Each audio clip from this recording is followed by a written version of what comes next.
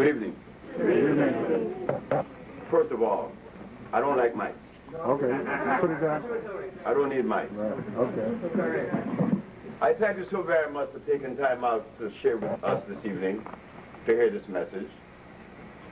It's a message that has been lingering around for some time. I thank Mr. Trevor Ford for inviting me to New York. I didn't want to come because I do not like the cold. If it drops below 50 degrees, that's it. I went to Zimbabwe, and it was cold. I left. I want to thank you for being so patient and being so understanding and having the courage to come and hear me, because I'm the one man that most people shouldn't listen to. Why? I didn't go to school. I don't read books. I have never read a book in my life, and I never will read any. I disliked school. Yes, I did. But my grandmother that raised me was a very understanding woman. You see, many people doesn't know as to how is it that this one man, Dr. Sebi, your brother, is curing AIDS. Well, if I had read books and I had gone to school, I would not have been able to cure AIDS. Because those that been to school, which are the physicians, do they cure AIDS? No. Do they cure diabetes? No. Did they go to school? Yes. Yes.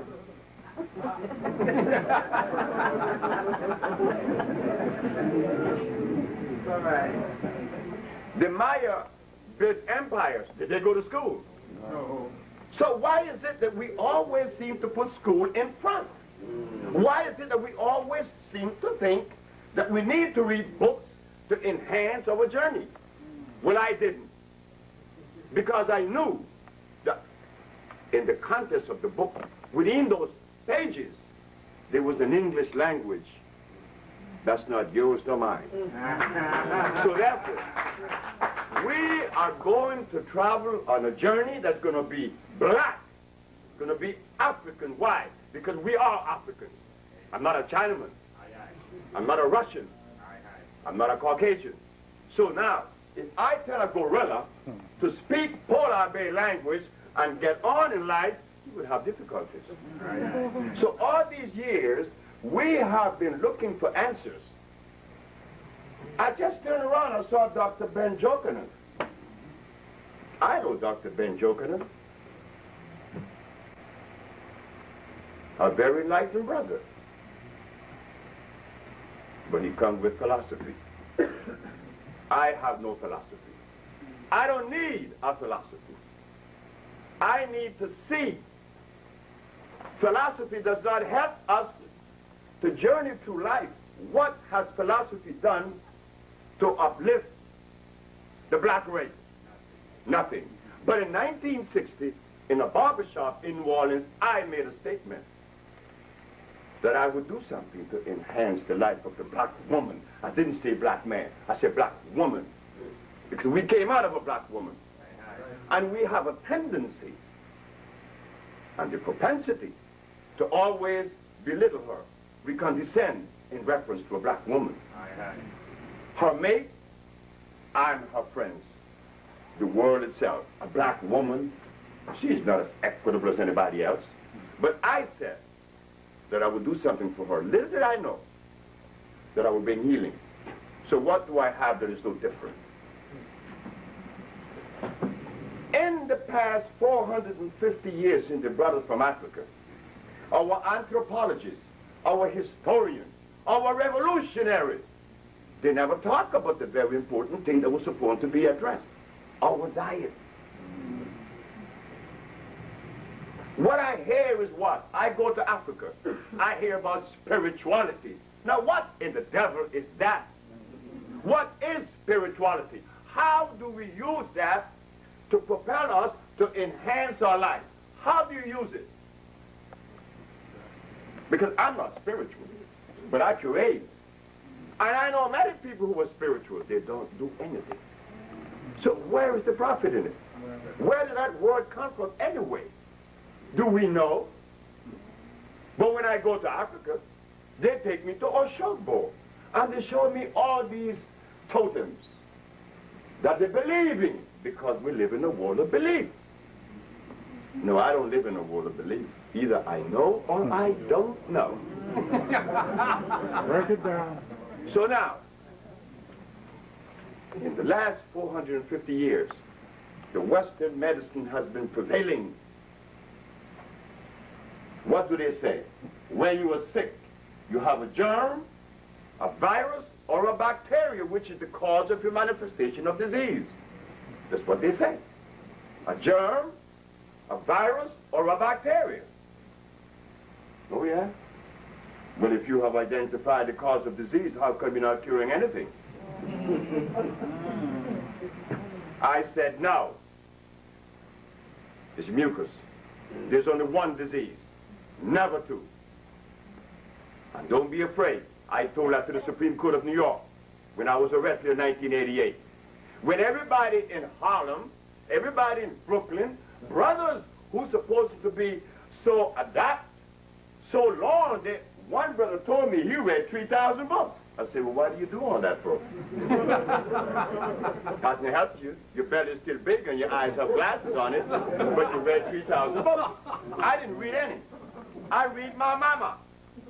My mama is the only person I listen to. My mama is the only person that I allow to tell me something I would listen. Now remember, I'm the boy that didn't go to school. So what did I learn outside of school? I learned that which is natural, that which is complementary, that did not come out of a book. So as I grew up with the freedom of a black man because my grandma was in the Marcus Garvey, what do you call it? The nursing brigade. That's right, the Black Cross. My grandma was in it. She told me something. You don't need nobody, and you don't need anything. And if the day comes that you have no money to buy clothes, you walk naked as God made you with the same pride and dignity. I said, well, now then, I could even go bare feet. Grandma used to say, yes. And there was a time in which I was 13 years of age that my grandma didn't have any money to buy me any Christmas shoes. You know what Rosita Brown said? That was the neighbor. I still remember them, Rosita Brown, and there was Ruth. When I came outside on Christmas Day, I done oiled my feet with coconut oil, and I'm going in the streets. And they said, ha, ha, ha, Fred don't have any Christmas shoes.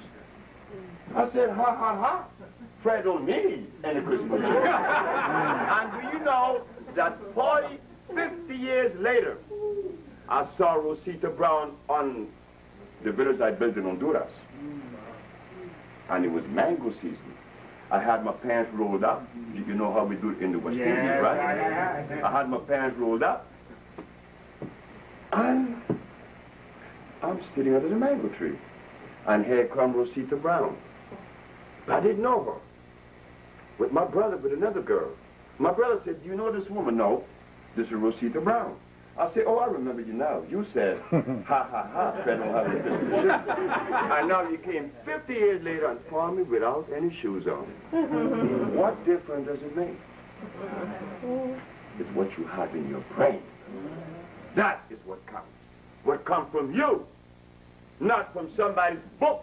And you're going to regurgitate that to me, then I'm looking at a parrot. What comes from you is what's worth. Not what come out of a book that somebody read to you and you read. You have to be careful. He was quoting Pushkin about occurrences. Tonight is an occurrence that is taking place that was supposed to occur, even though I didn't want to come to New York. But here we are, right? Right. This is the reality. I was a young man working at the age of 13 for my grandmother. I worked in a dairy farm until I was 14. I went to work in a commissary at 14. I worked until I was 20. I had to leave because I had that freedom to leave. I left, went to New Orleans, became a merchant seaman at 20, 1953. I joined Islam, the Muslim religion. I met Malcolm, I met Elijah, I met many people, very intelligent people. I met some very intelligent Christians too. You see, we have a tendency to pit one against the other. Either because you're Muslim, you're good, or you're Christian, you're bad, or vice versa. But I'm looking at black people. Some Muslims, some Christians. Well, how do we get to be that? I don't know. Because when we were home in Africa, we weren't none of that, isn't it? That's right. Okay. So I traveled the world. I became a steam engineer. I am a steam engineer. How did I get that without going to school and reading books? Well, you have to ask yourself the question. I was in a job training. I passed all the tests. After I went to Los Angeles in 1963, I decided to work for the county. As an engineer, you have to maintain the pH in the water at 7 or less, 6.9, which is slightly on the acid side. 7 is my nose, that's neutral. Anything above my nose this way, right, is 8, 9, 10, 14. Anything below is 6, 5, 4, 3, 2, 1. Anything on below 7 is acid. And anything you put in your mouth that is acid will eat you up. And anything you put in your mouth that is acid, God did not make. Like, for instance, wheat, rice, beans, cows, hogs, chicken. All that stuff is garbage. How I know that? Because at 30, I was impotent. My first wife left me because of impotence. Why was I impotent at 30, such a young age? You would say, a young man, 30 years of age, impotent? Don't you be surprised. I just left Guinea. I saw men in Guinea, 19 years of age, impotent. But then when you look in his hand, he's eating cassava. How did an African happen to wind up with cassava in his mouth? I don't know. When cassava is not even African. Cassava is Portuguese. Like the Dutch made the carrot, the Portuguese made the cassava, the British made the beans. And now we are a slave to all of this. And by the time you get to my age, 70, you're wearing glasses. Your sex is bad. Your back is bad. Your sex is bad. Has to be sometimes sex is gone for 10 years. I've had brothers to come to me that the sex has been left 10 years ago. And I'm not saying that the brother is less than me, because I'm no more than you. I am you standing here.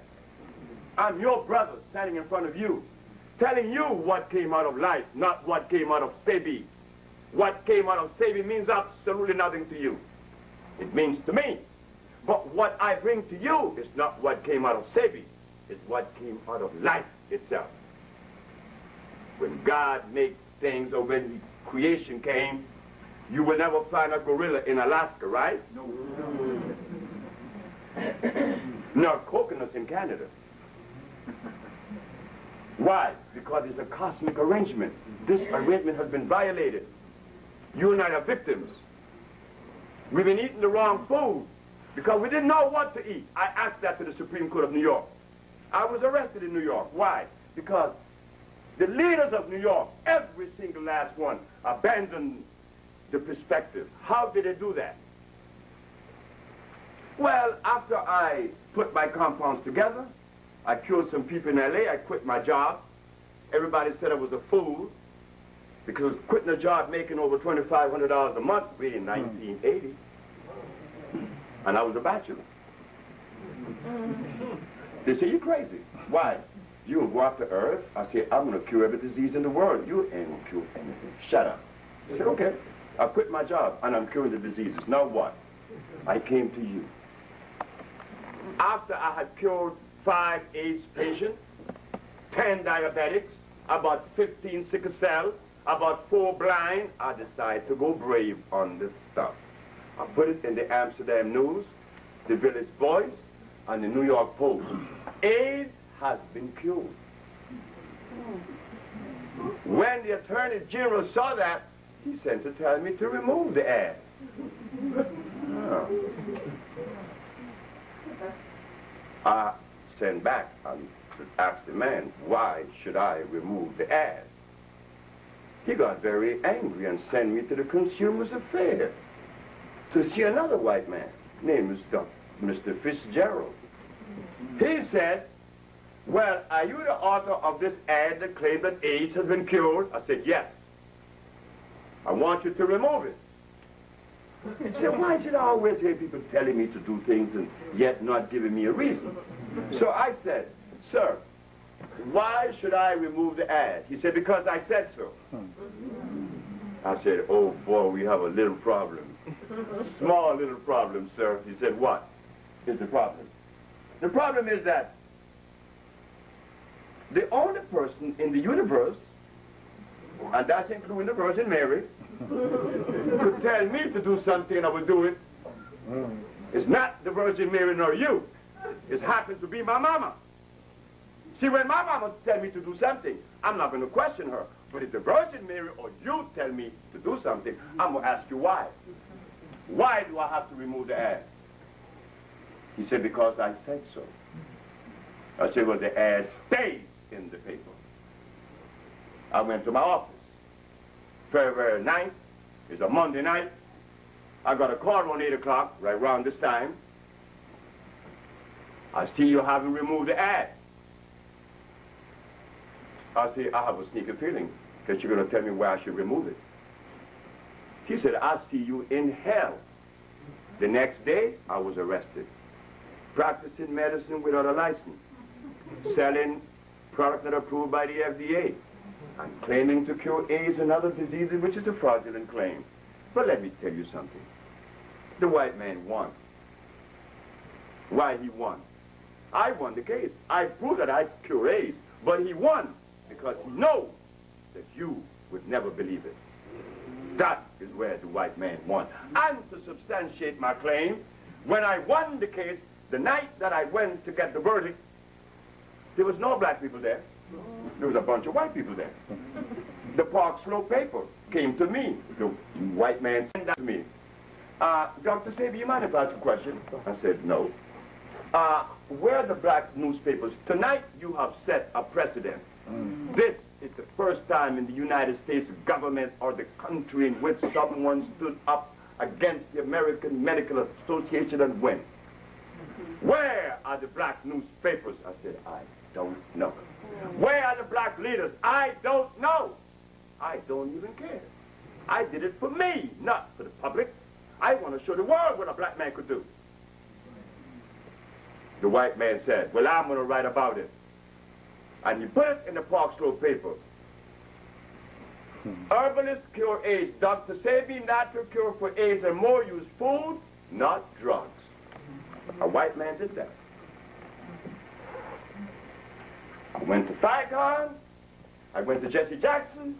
I went to Sharpton. I went to Maddox. I went to Mason. I went to Ben Jokanen. None of them have. They prefer to see you dead. Woo. I'm going to travel across the continent because I said they have abandoned me in America. I went to Africa. I went to Sierra Leone. They looked at me like I was stupid. I went to Ghana. They didn't want to hear it. I went to Zimbabwe. No, I went to Tanzania. The ambassador looked at me and he talked a whole bunch of stuff. He went on to talk about spirituality and the ghosts and the spirits. I said, I want to go home. I went to Zimbabwe. I went to see Dr. Parinyatwa. I said, Dr. Parinyatwa, I don't want to be disappointed, but if I am disappointed, I would understand. He said, what do you have for Zimbabwe? I said, I cure AIDS. I cure diabetes. I cure sickle cell. I cure blindness. Here is the proof. He said, think about it. I said, fine. I came back to America, never to look back at Africa. This may sound bad to you. Oh, yes, it does sound bad, isn't it, that I'm an African by heritage. And that the one place that I should rescue from the grasp of disease should be Africa. Am I right? Right. That is our mother. But when you go to Africa and you talk to an African leader, he look at you like you're stupid. How do you think I feel? I went to South Africa to see Mr. Mandela and the rest of them. The other day when I saw Mandela sitting there in this big chair, I thought I saw the biggest fool in the world. Why? Because he's lying. He's straight out lying. Why do I make such a blatant statement? Because I know I'm telling the truth. He's lying. Because I went to South Africa. I went to his ministry, and he too rejected. I went to Oprah Winfrey. She rejected. WWRL, they said, don't interview this man. WNIB, they called him and said, don't you interview this man. So who do I turn to? My mother told me, because my mother's still alive, she's 90, I'm 70. She's 20 years older than me. She had me when she was 20. She said, son, look, let me tell you something. Shut up.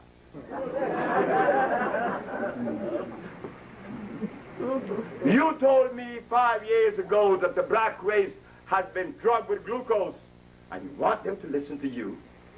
You want black people to listen to you when they ate glucose and continue to do so. What is glucose? Glucose is a chemical that would change your thinking pattern. It intercepts and confounds the hypothalamus in your brain. That's what sugar does. That's what starch does. We see it in Africa. Right in Nigeria, you have Igbos, Hausa, and Yorubas. You think they get along?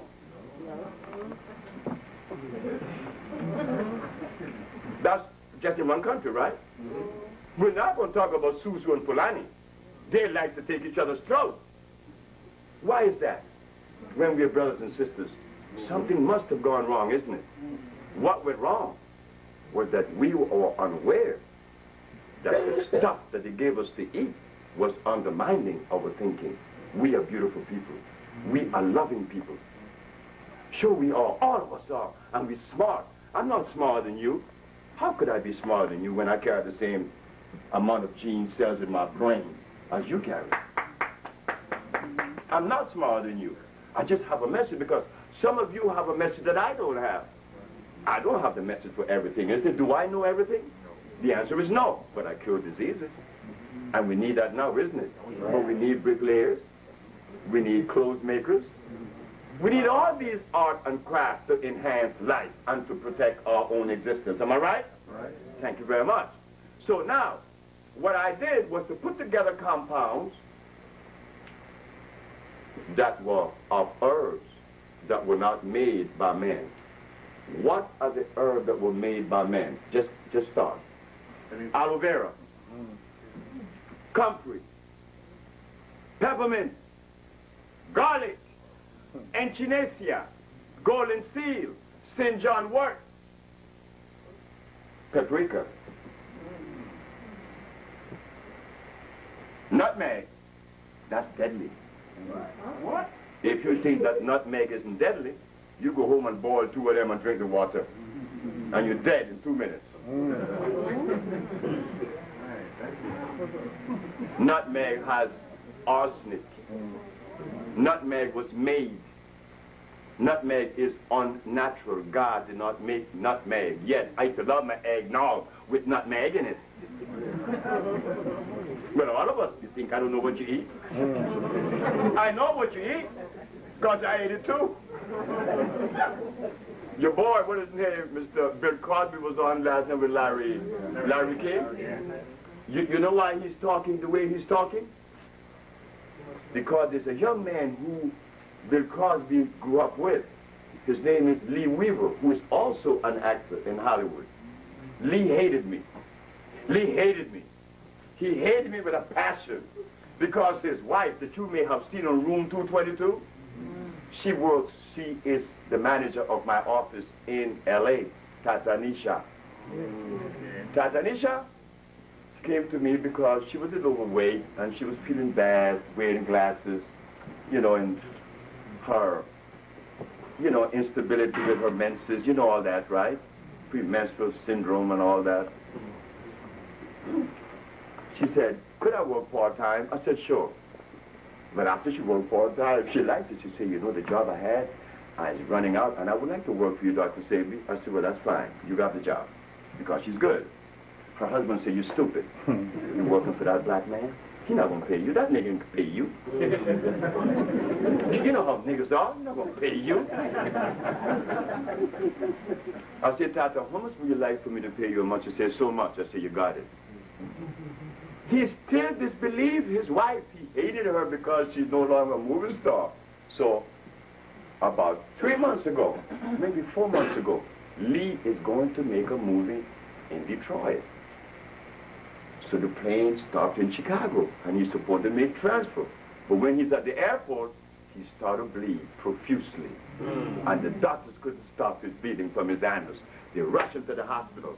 When they get him to the hospital, the bleeding continued. The doctor didn't know what to do. They called Tatanisha.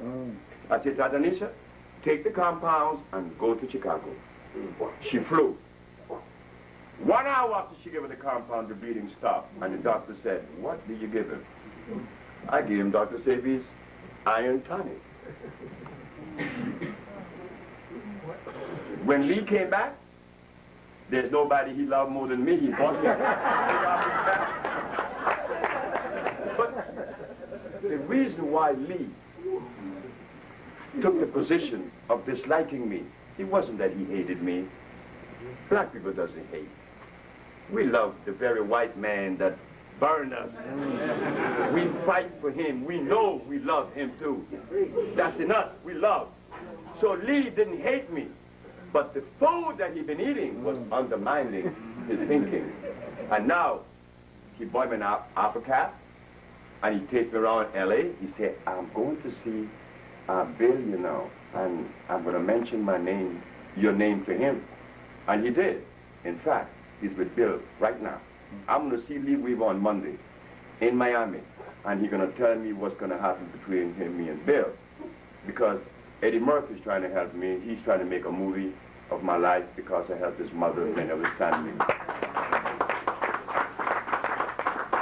What I want to say is this, though, is that what I did was to find out that the one thing that the physicians were making, the mistake that they were making, they didn't address genetics. What is genetically consistent with a group, not so with another. Like I said, gorillas do not eat polar bear food. So how come we eat everybody's food? We eat Chinaman food, we eat European food, we eat everybody's food, but when I asked the Supreme Court, when you remove the African from Africa, did you bring his food with him? The judge said no. Well, when the judge said no, that they didn't bring our food with us, what does that open up for us to do? What privilege did we gain right then at that moment? No, when I asked the question, did you bring our food with us when you remove us from Africa? They said no. Well then, what have you been feeding us? Besides, are we in the position to demand that they give us the food that God made specifically for us? Yes, it does. But which one of the leaders will do that? Go tell that to Minister Firecar, the bravest of all. No, he's not going to do that. Go tell Oprah Winfrey, there's a nigger who running around saying he cure AIDS. Put him on your screen. She's not going to do that. WWRL kicked me off. So, what is happening? Is it that our leaders supposed to, no, not leaders, but supposing to be leaders, are they really helping? No. The black man has always clung to the laws of life, not philosophy. Philosophy has no place in life.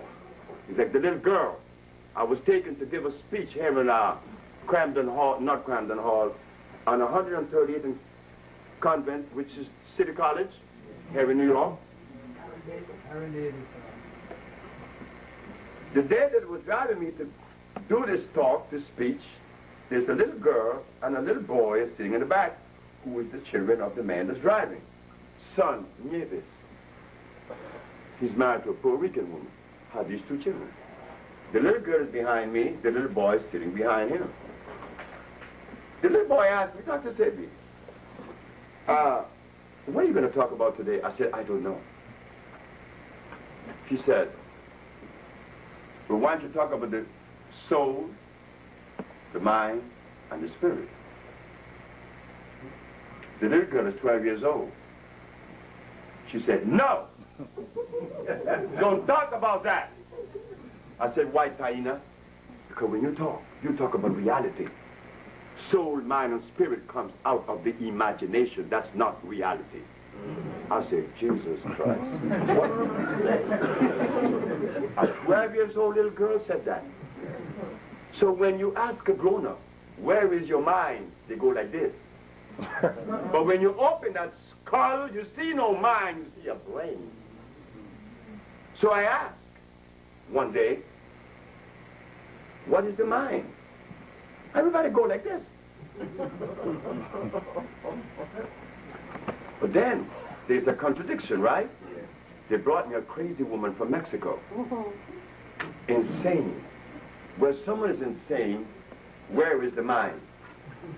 You and I said, she have lost her mind. I said, wow, this mind thing really stretches out. I said, now, if she lost her mind, where did the mind go? So when the crazy woman was brought to me by her son, she was completely crazy. I went to her intestines. A week later, she came up the steps. I was living on Pearl Street in L.A. She said, you think I don't remember you? I said,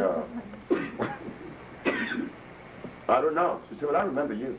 You were bare feet. Now you have shoes on. Because I'm always bare feet. Tonight because it's cold. But she said, you know, I remember you well. You know why I took your remedy? Because my son had taken me to many healers and spiritualists, people who read cards and stuff. Shamans. I don't know what shamans are for, but we have shamans too. Whatever they're about. But you said, when I was going down the steps, you said, when my son asked you, are you going to help my mother? I said, I'll try. And she said, that was encouraging to me. You didn't say anything more than that, and I appreciated that. I'm no longer crazy after 11 years of insanity. What caused insanity? Something was in her colon, sending off a negative message to her brain via the central nervous system. C.C. Charles in Aruba hated his wife. He hated his wife. He hated his wife with a passion. For 16 years, he didn't talk to her, living in the same house. What was wrong with C.C. Charles? When I removed the stuff from his colon, he told me, you see that woman? There's a woman living in the hallway down the way. Go tell her I love her. How come he saw love?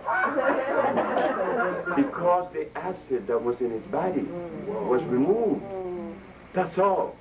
We are all stressed. We're nervous. We go to sleep at night, we can't sleep. Charles couldn't sleep. So what did the little girl named Akila Stroud that had sickle cell anemia? I remove it by removing stuff from her colon. And guess what happened? That was the biggest stink in D.C. I was called because Akila Stroud, the little girl with sickle cell, was born 2 years of age. Mr. Dick Gregory said that God gave us sickle cell to fight malaria. Oh yes, he did, in Crandon Hall, at Howard University. I was there, I heard it. So when people hear these kinds of things, you believe them, right? Because Dick Gregory said it. He's supposed to be an authority, right? By whose standard? I don't know. But he have not cured any disease either. So this white lady brought it up to me. She said, well, you haven't given a kilo protein. I said, Dr. Steinberg, this is at the Georgetown Pediatric Hospital. They caught up with me and the parent because we snapped the baby out of the hospital. But by the time they caught up with us, she was killed. 3 months later. It only takes 3 months to kill sickle cell. So they wanted to condemn me. She goes to my files that I was, my record on Akila, and she noticed, you didn't give Akila protein for 3 months. I said, Dr. Steinberg, do you want to rest your argument on protein? She said, well, of course, unless the great Dr. Sebi thinks that protein is a necessary food. I said, ma'am, I know nothing about protein. Trust me. This word protein came from your parents, from your brother, from your gene, from your culture. That word is not an African word. So if there's anyone today that could explain this protein bit, should be you. What is protein, Dr. Steinberg? She said one of the 19 amino acids, the building blocks of life. I said that is the patent answer or response. But I want to remind you, Dr. Steinberg, that the human body has no use for acidity. So when you said amino acids, the body has no use for acids. Where do they fit? The human body has 102 minerals.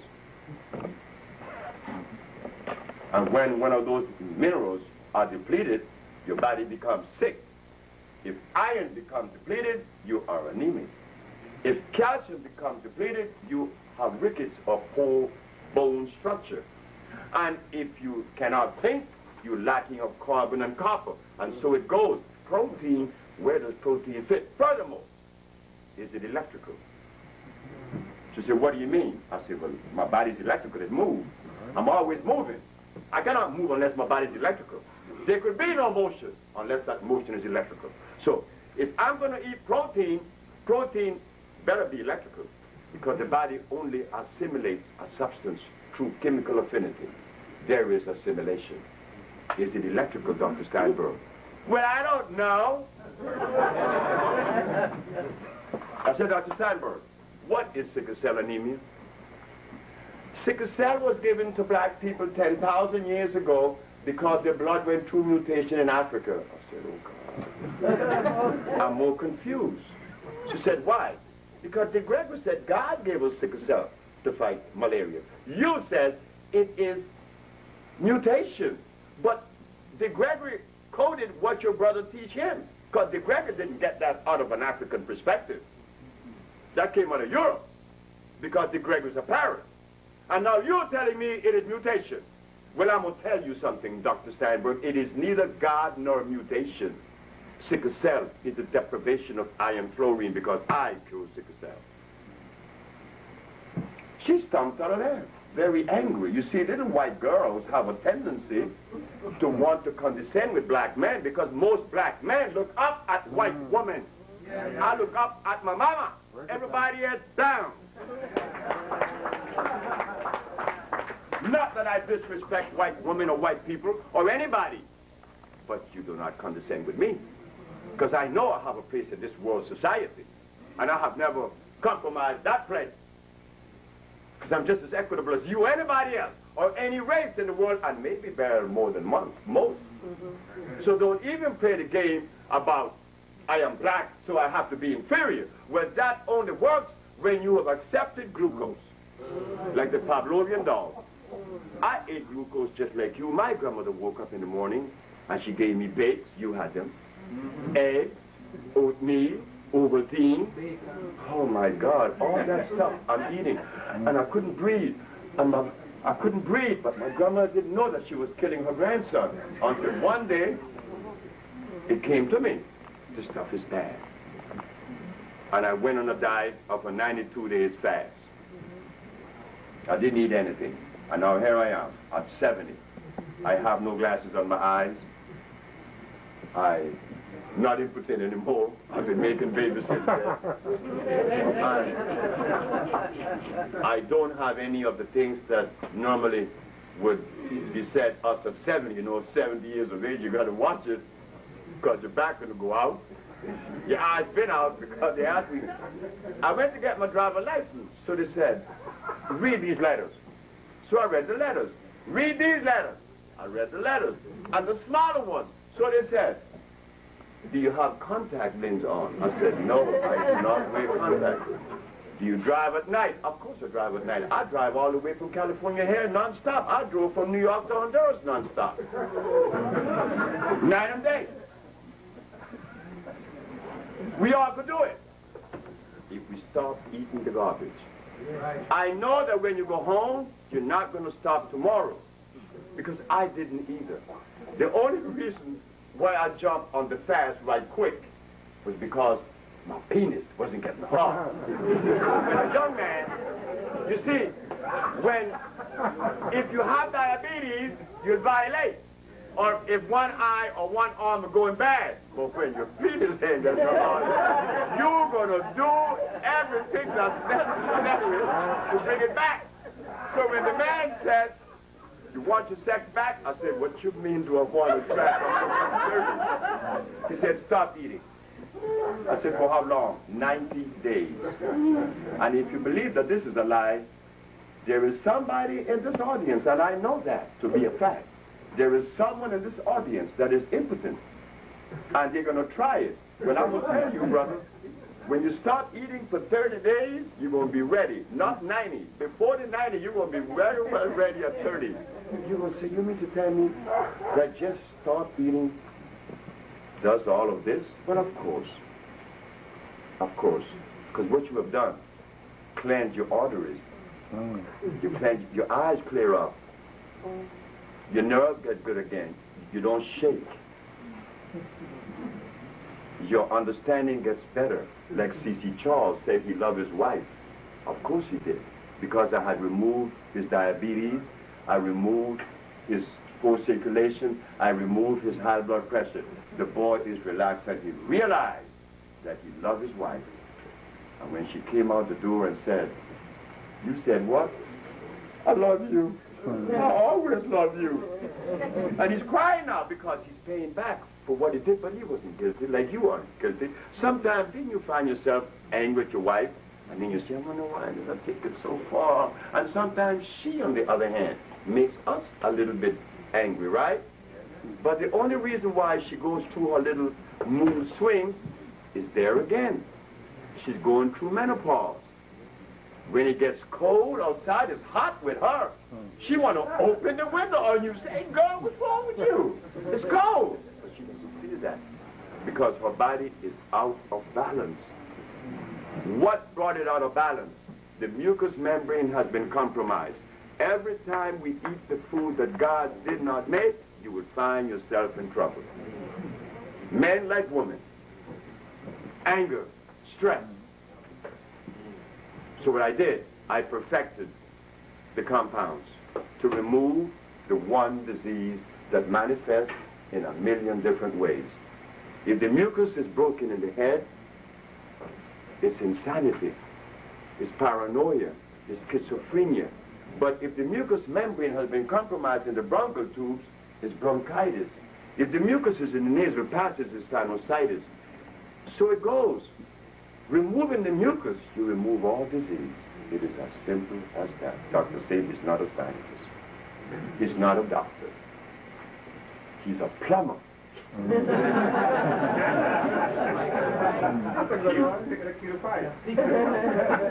That's all I do, clean out the pipes. And there come life again.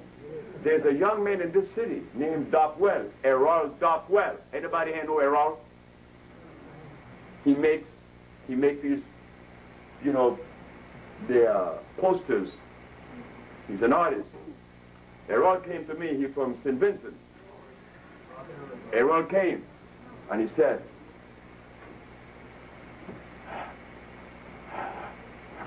wait, I died. Errol couldn't breathe. Errol could not breathe. Errol was dying, his pressure was high, his eyes were bulging. 3 months later, Errol didn't eat anything for 3 months. Errol didn't eat anything for 6 months. Errol's wife called me and said, if you don't start giving that man what you're giving him, I'll kill him. I'm going to kill him. She was complaining about his impotence. Now she's complaining he's having sex with everybody in the neighborhood. Errol made one mistake, though. After 6 months of not eating, Errol went to St. Vincent. And when he got to St. Vincent, the one person in your life that could always poison you and you have no defense against her happens to be your mama. So when Errol went home to St. Vincent and his mother was cooking the chicken and dumplings and this rice and pea and this fried plantain, Errol passed the kitchen. He swore up and down he would never submit to it. But as he passed, and that stuff went by his nose, he stopped. He said, oh my God, am I going to submit to this thing just once? And he put the stuff in his mouth and he hit the bed. 4 hours later, for 6 months. You don't cheat life. After he cleansed his intestines and you put that stuff in there, he's going to react violently. So I tell you now, you and I are part of a perspective that yes, we cure AIDS. If I was a Russian in Russia curing AIDS, you would say the Russian people are curing AIDS. If I was a Chinaman in China curing AIDS, you would say the Chinese people are curing AIDS. But I'm your brother standing in front of you. You don't say we cure AIDS. You say he cure AIDS. Single me out. Isn't that what's happening? Because we got proof. We do these things. So now I'm telling you tonight that we need not suffer with disease anymore. Africa, I feel sorry for Africa. Because I found out that there isn't one African country. I'm going to repeat. And you can take this abroad and say, Dr. Sebi said this, because I'm going to repeat it. There isn't one African country that is interested in the cure for AIDS. I'm going to add. There isn't one black American leader that is interested in the cure for AIDS. Name him, I want to hear him. In 1988,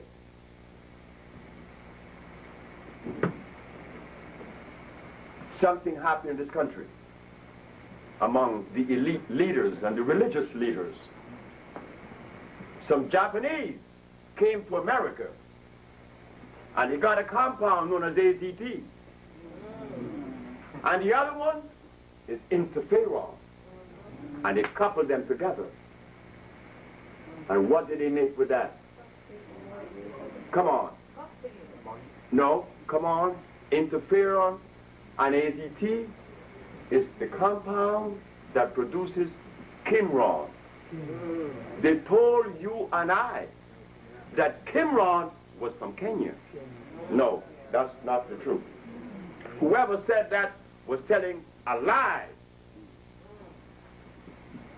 Because I was interviewed by Kojonami in D.C. and they sent a young man from Kenya to defend Kimron. And I didn't know all of this back thing with Kimron. I didn't know the history of Kimron until Kojo brought it out. Kimron is not even African. It was compounded in Japan with chemicals made in the United States, taken to Africa, and told you it was African. And we believed it. But did they support it? The Christian church supported it. The Muslim church supported it. But we who have proof that we cure AIDS, did they support that? Well, aren't we in a better position than they are? Aren't we in the position to ask them how come he didn't support Dr. Sebi? And he come with the medicine of our fathers. What are they going to say? What is Oprah Winfrey going to say when she's told that there's a man curing AIDS and could show her proof? What is she going to say? But she interviewed homosexuals. She interviewed thieves. She interviewed a whole bunch of folks. But she will never interview Dr. Sebi that cures AIDS. That means absolutely nothing. Yet, AIDS is the disease of the century.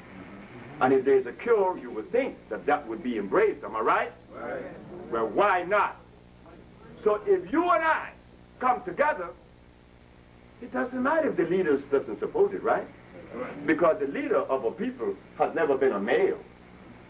Have you ever seen in the forest cubs following males? No. Who does the cub follow? Well, how come we have male leaders? When you were small, you never follow your dad. You follow your mom 24/7.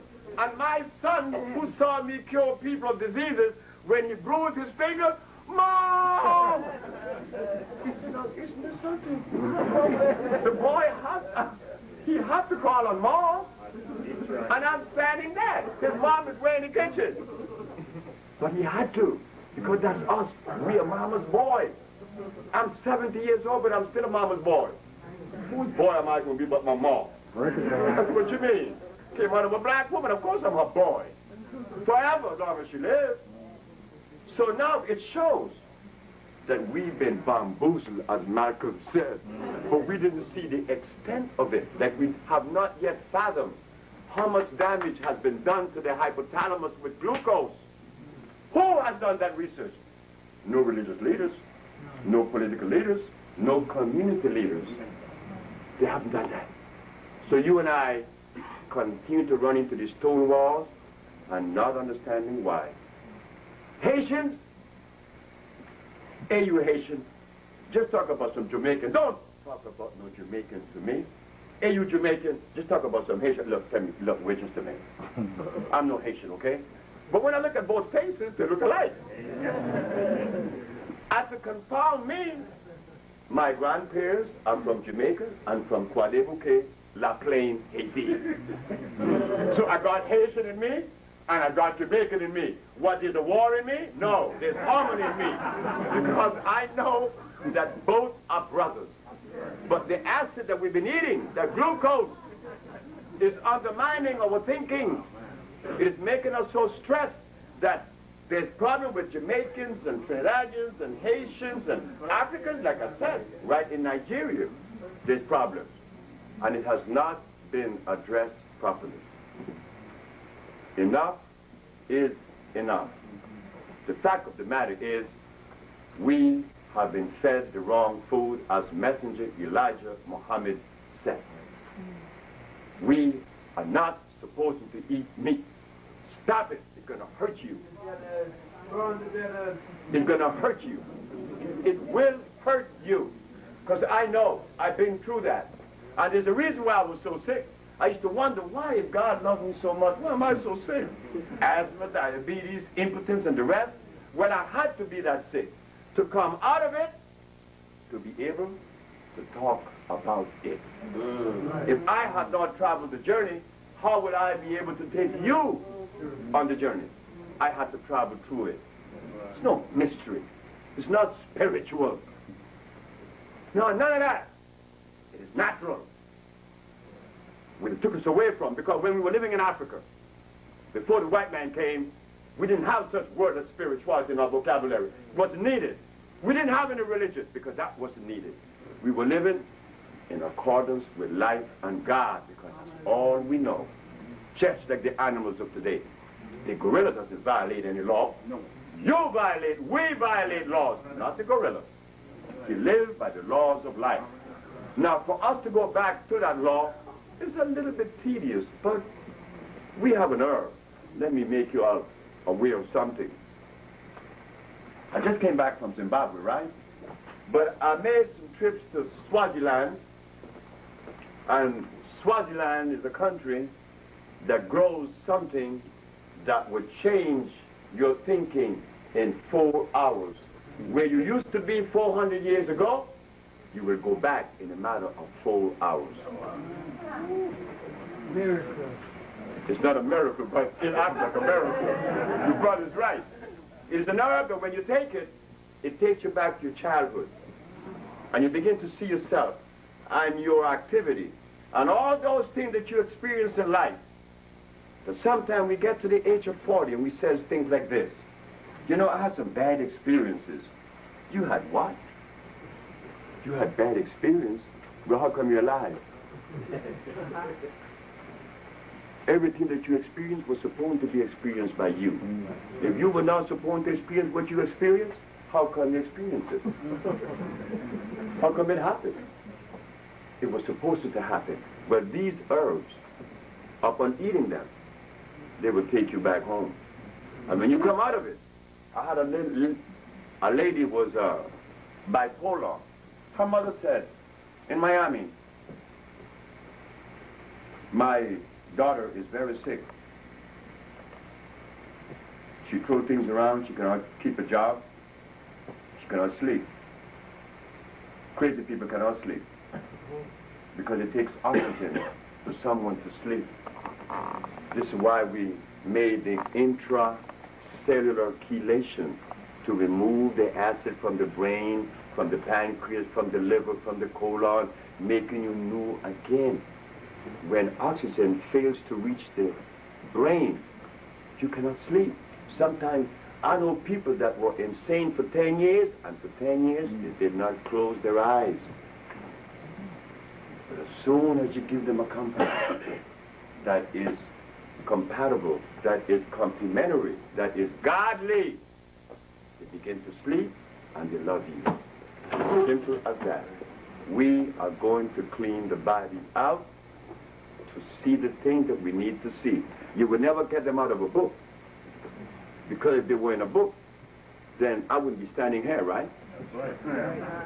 And when I was arrested in 1987, Dr. Victor Herbert, who is head of the Veteran Administration right here in New York, they called him, hey, we got a nigger here, we was talking some stuff, we want you to counteract that, because we know you bad.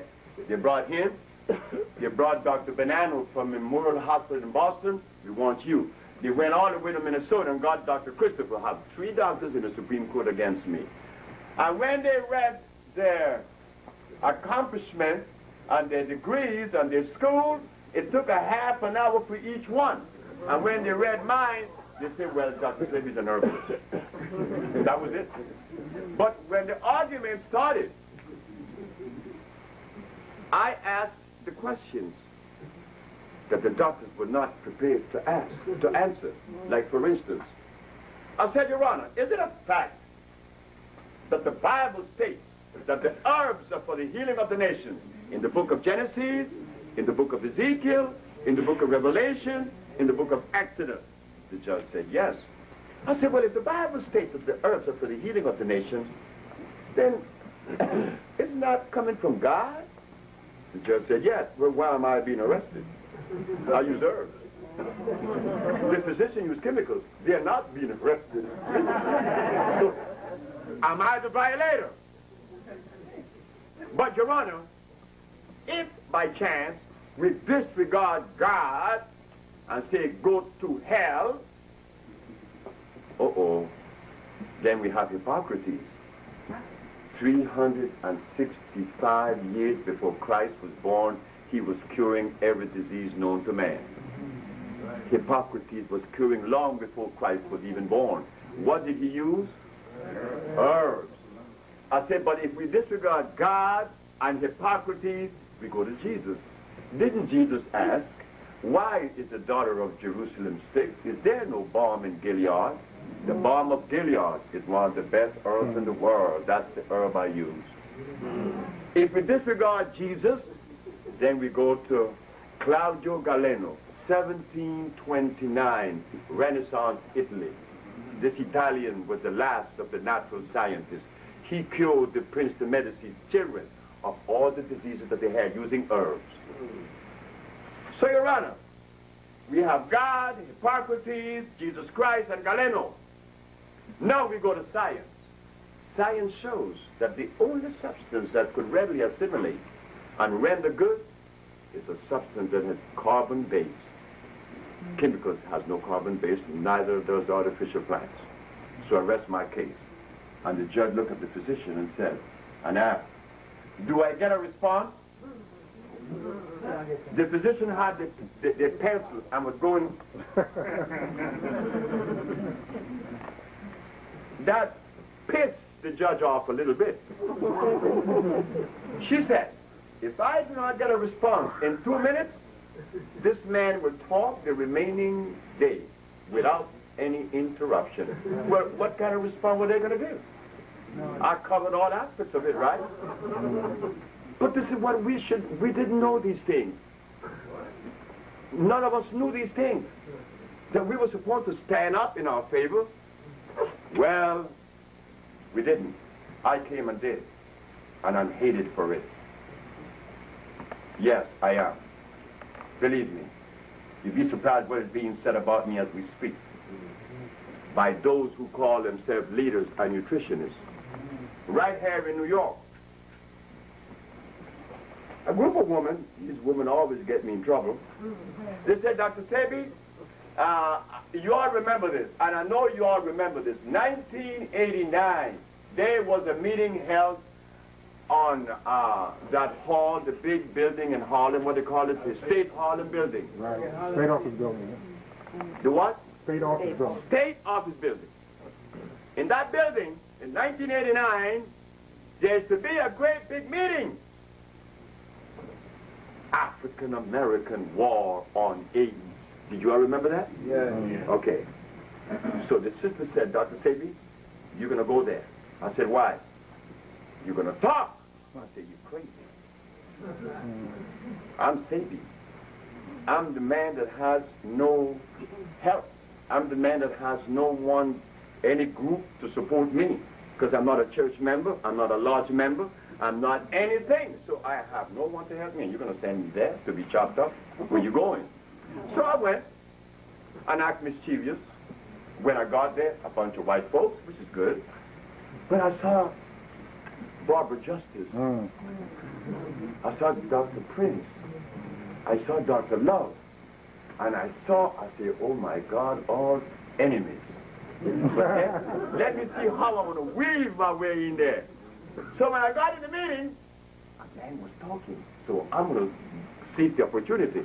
This man is talking how we should make the AIDS patient feel good until they die. When the man is about to sit down, I jumped up. I said, the man is right. The man is 100% right. Right there, I caused everyone to look at me. I said, but we could do better than that. We cure AIDS.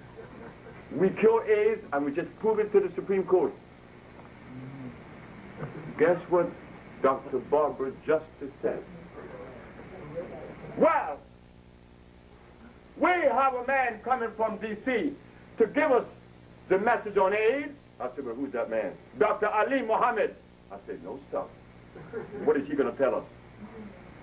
Well, he's going to tell us that AIDS kill black people. I said, we didn't know that. We were totally oblivious to that. We need Aline to come from D.C. to tell us that AIDS killed black people.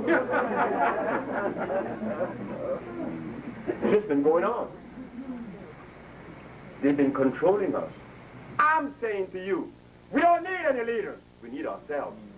And once we come together, we don't need the leaders. Let them die. Because, look, let me tell you something.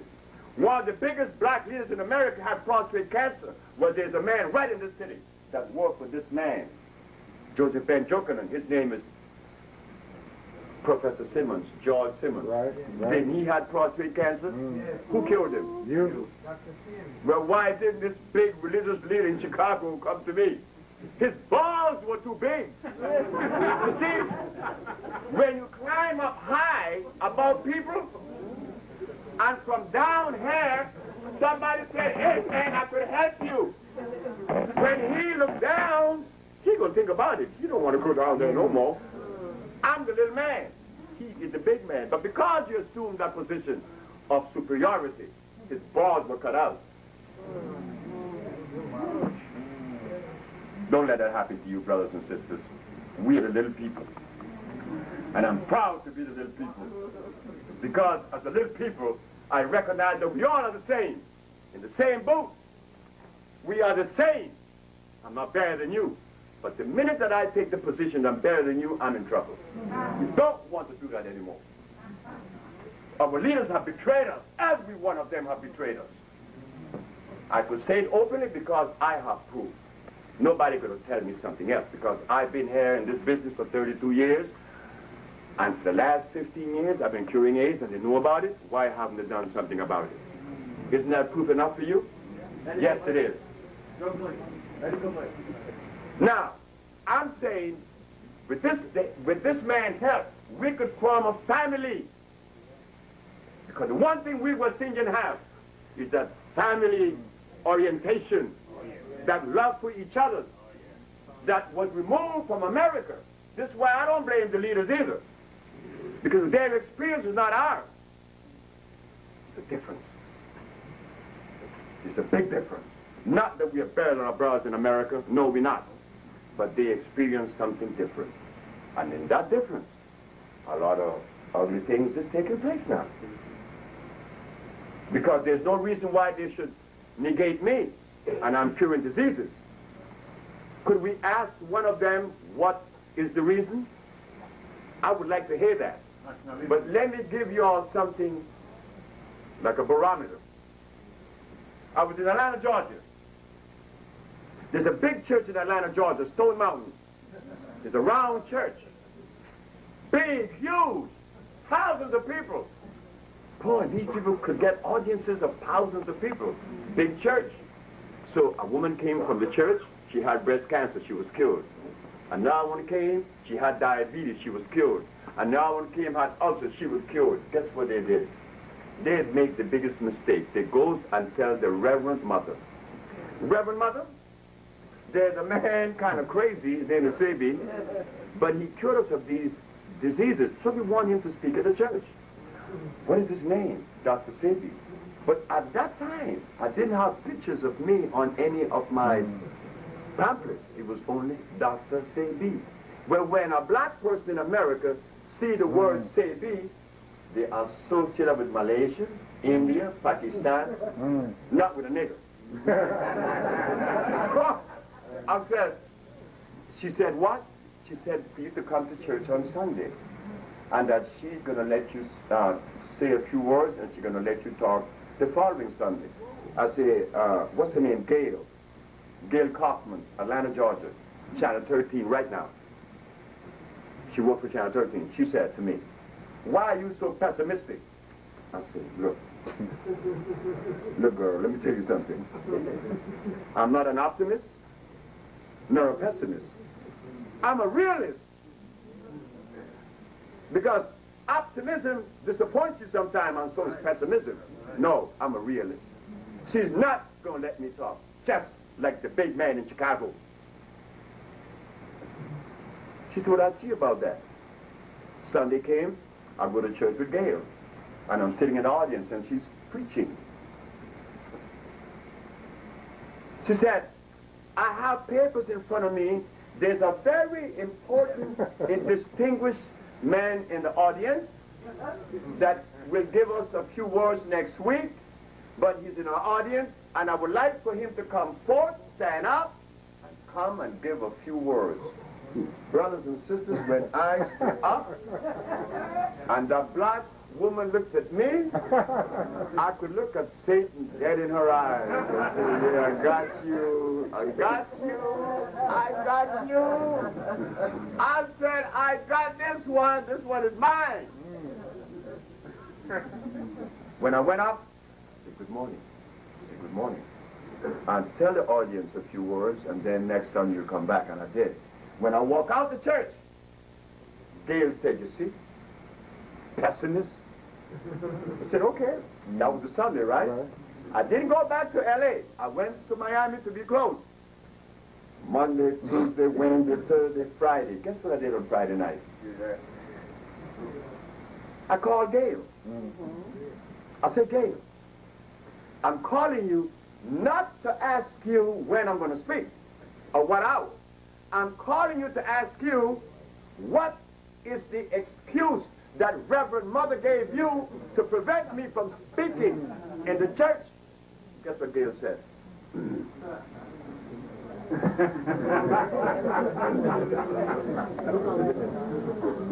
My feet was too dirty. That's what Reverend Mother said. My feet was too dirty. Do you know that if I was the Reverend and someone come with a message of healing and their feet was dirty, what did you say, brother? Brother, I would get the biggest golden to church. My grandmother, being from Jamaica and belonging to the Episcopal Church of England, which is the Anglican church, where you going to go to church? I'll say, well, I'm going to fix her. Fred, hi, Fred. That's what they call me. Hi, little Fred. Everybody loved me, and I love them too. But they don't know what's going on in my brain, right? So this man put this robe on me, and put this thing in front of in my hand to collect Easter Sunday. I'm collecting all this money. I said, now, why are they putting all this money in this tray? Is it that they buy their way into heaven with the money? I mean, they have no respect for God. I mean, we are disrespectful. You're going to pay God some money to go to heaven. Now, ain't this cold? No, what you think God's going to tell you? Didn't they say, render to Caesar that which is Caesar? Right. Was it God made money? The answer is no. So how could you buy yourself in heaven with some of it? So when I'm collecting the money, I got this great big idea. Put that money in your pocket. So when I got in the back of the room with the money, I started doing this. And the preacher is a white man from South Africa named Pooley. He happens to come in the room and said, "What do you think you're doing?" Well, let me tell you something. Nobody intimidates me. Not even God or the devil. Nobody intimidates me. I said, "What did you say?" What do you think I'm doing?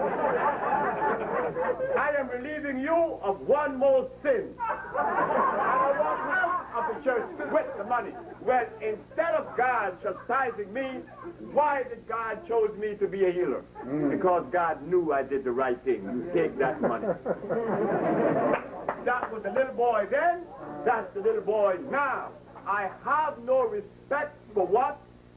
Unjust. That is not just, because there are some little people in the community who would like to go to church, but they don't have any money. And it's embarrassing. Well, Miss Marie Sindro, you have a gold star. You gave $500 last year, or last month. Miss Jones Gilbert, she gets a silver star. She only gave 100. Miss Mary McCullough, you gave 50 cents. You gave black star. So they have all these stages for you to make you feel good. No. What makes people feel good is their health. Once you arrive at that place where it is comfortable, you're going to love everybody. But first yourself. But our religions, all of them are guilty.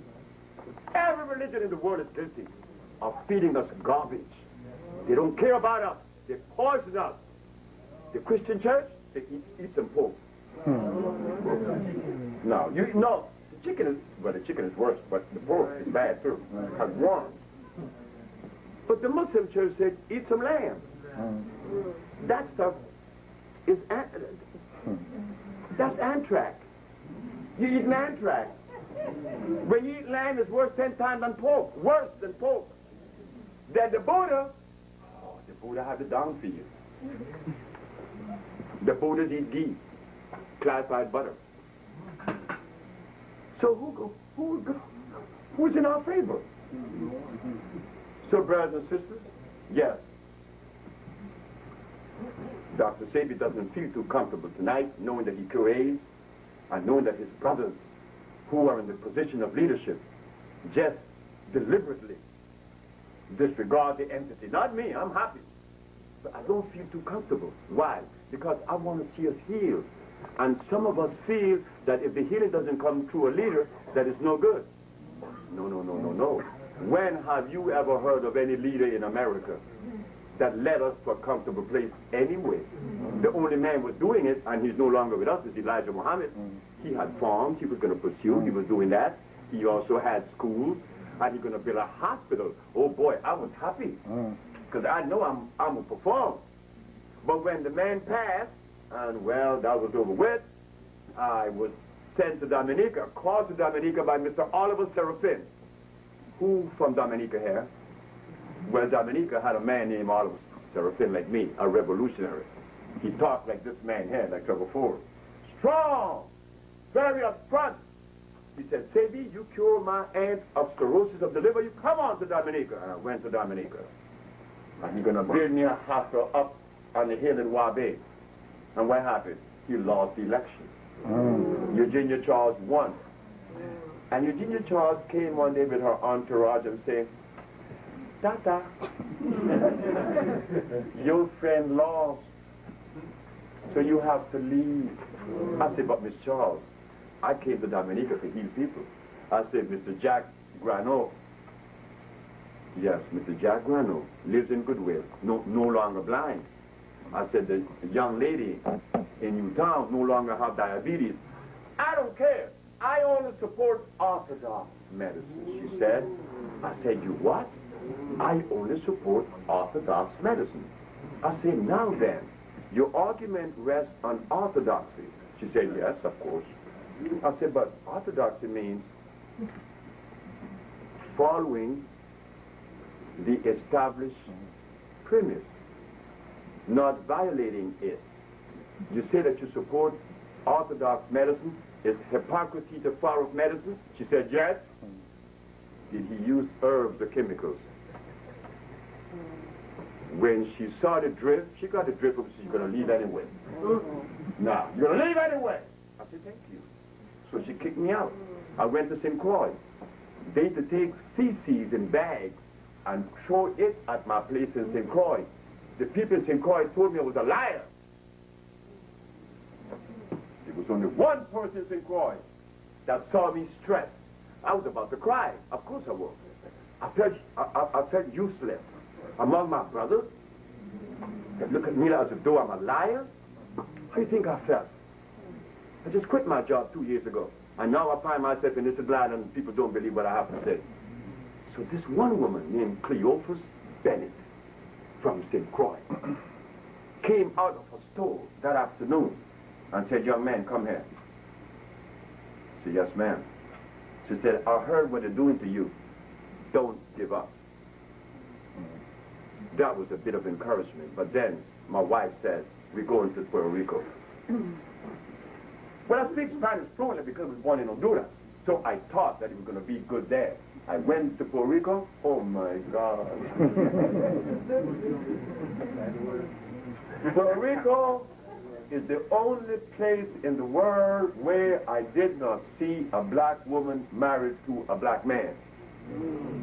Not one black Puerto Rican woman is married to a black man. I said, boy, it's a crime to be black. They interviewed me on Noti Once. They interviewed me on Natu Salud. Not one Puerto Rican came. But I was doing my business with you in Washington and in New York, and I live in Puerto Rico. So it's been an uphill, isn't it? Only because we killed. Your biggest enemy is not the white man. Because the white man came and wrote about me. And the Supreme Court of New York exonerated me, right? But how come the black leader doesn't do it? How come Oprah doesn't do it? Do you know what we should do? I'll tell you what we should do. Just form a committee and write these leaders a letter from your community, because you have that right. They place themselves as leaders, right? Well, could they be questioned? Yeah. Should they be questioned? Yeah. Well, let us do it together. Let's write them a letter. We're going to form a family because we need to heal each other. And I'm going to see that we are healed. Because in this box, where it is.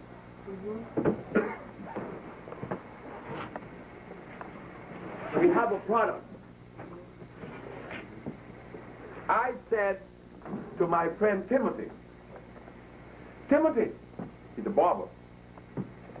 We used to go to a barber shop. In a barber shop, you hear all kind of conversation, but it's never one that is fruitful and good. It's about rich people, boxers, who's the greatest boxer. My son told me, you're in the wrong business. I said, why? Because you heal people. You need to break ribs to get millions. Like Muhammad Ali. He busts people's ribs and he's famous. The other one, the brother, Tyson, he busts your ribs too. He gets millions. And hey, you come curing ribs. And they don't even recognize you. So what I did, I told Timothy, I'm going to make a product that is going to heal black folks.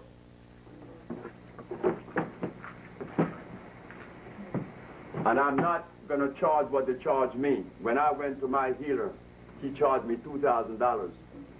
1963. Cuernavaca, Mexico. Alfredo Cortez said, I guarantee that you will no longer have diabetes. And that's 40 years ago, isn't it? Who cured diabetes today? There aren't any institute in the world that cured diabetes. He cured me 40 years ago. And now I'm curing diabetes, and nobody hear about that either. I told Timothy, I'm going to make a product that's going to sell for no more than $80. And going to cure everything that you could possibly think of. I brought it down to this for only $50. This is the Viento. This is a product that I tried it first on my mama. I want to hear what she had to say because my mom is always criticizing me. She said, well, finally, you did something that really worked. She said it works.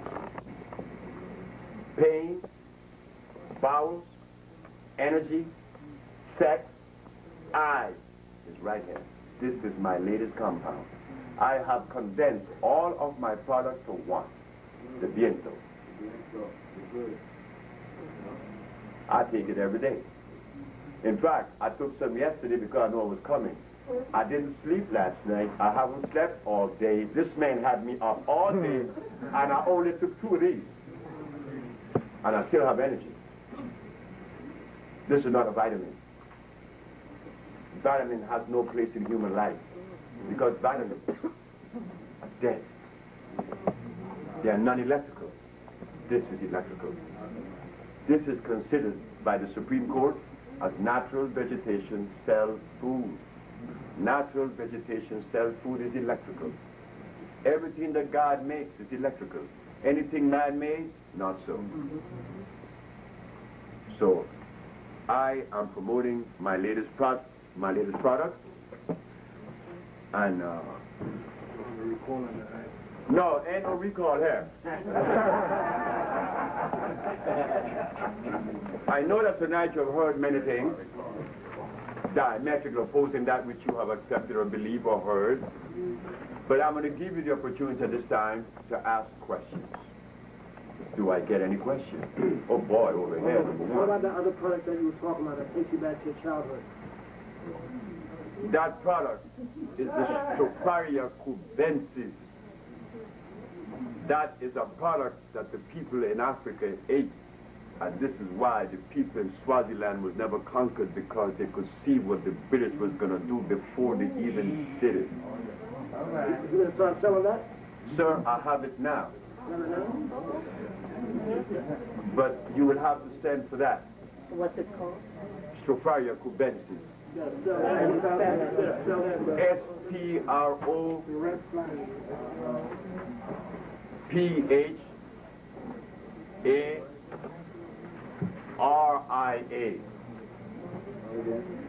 Stropharia cubensis. C-U-B-E-N-S-I-S.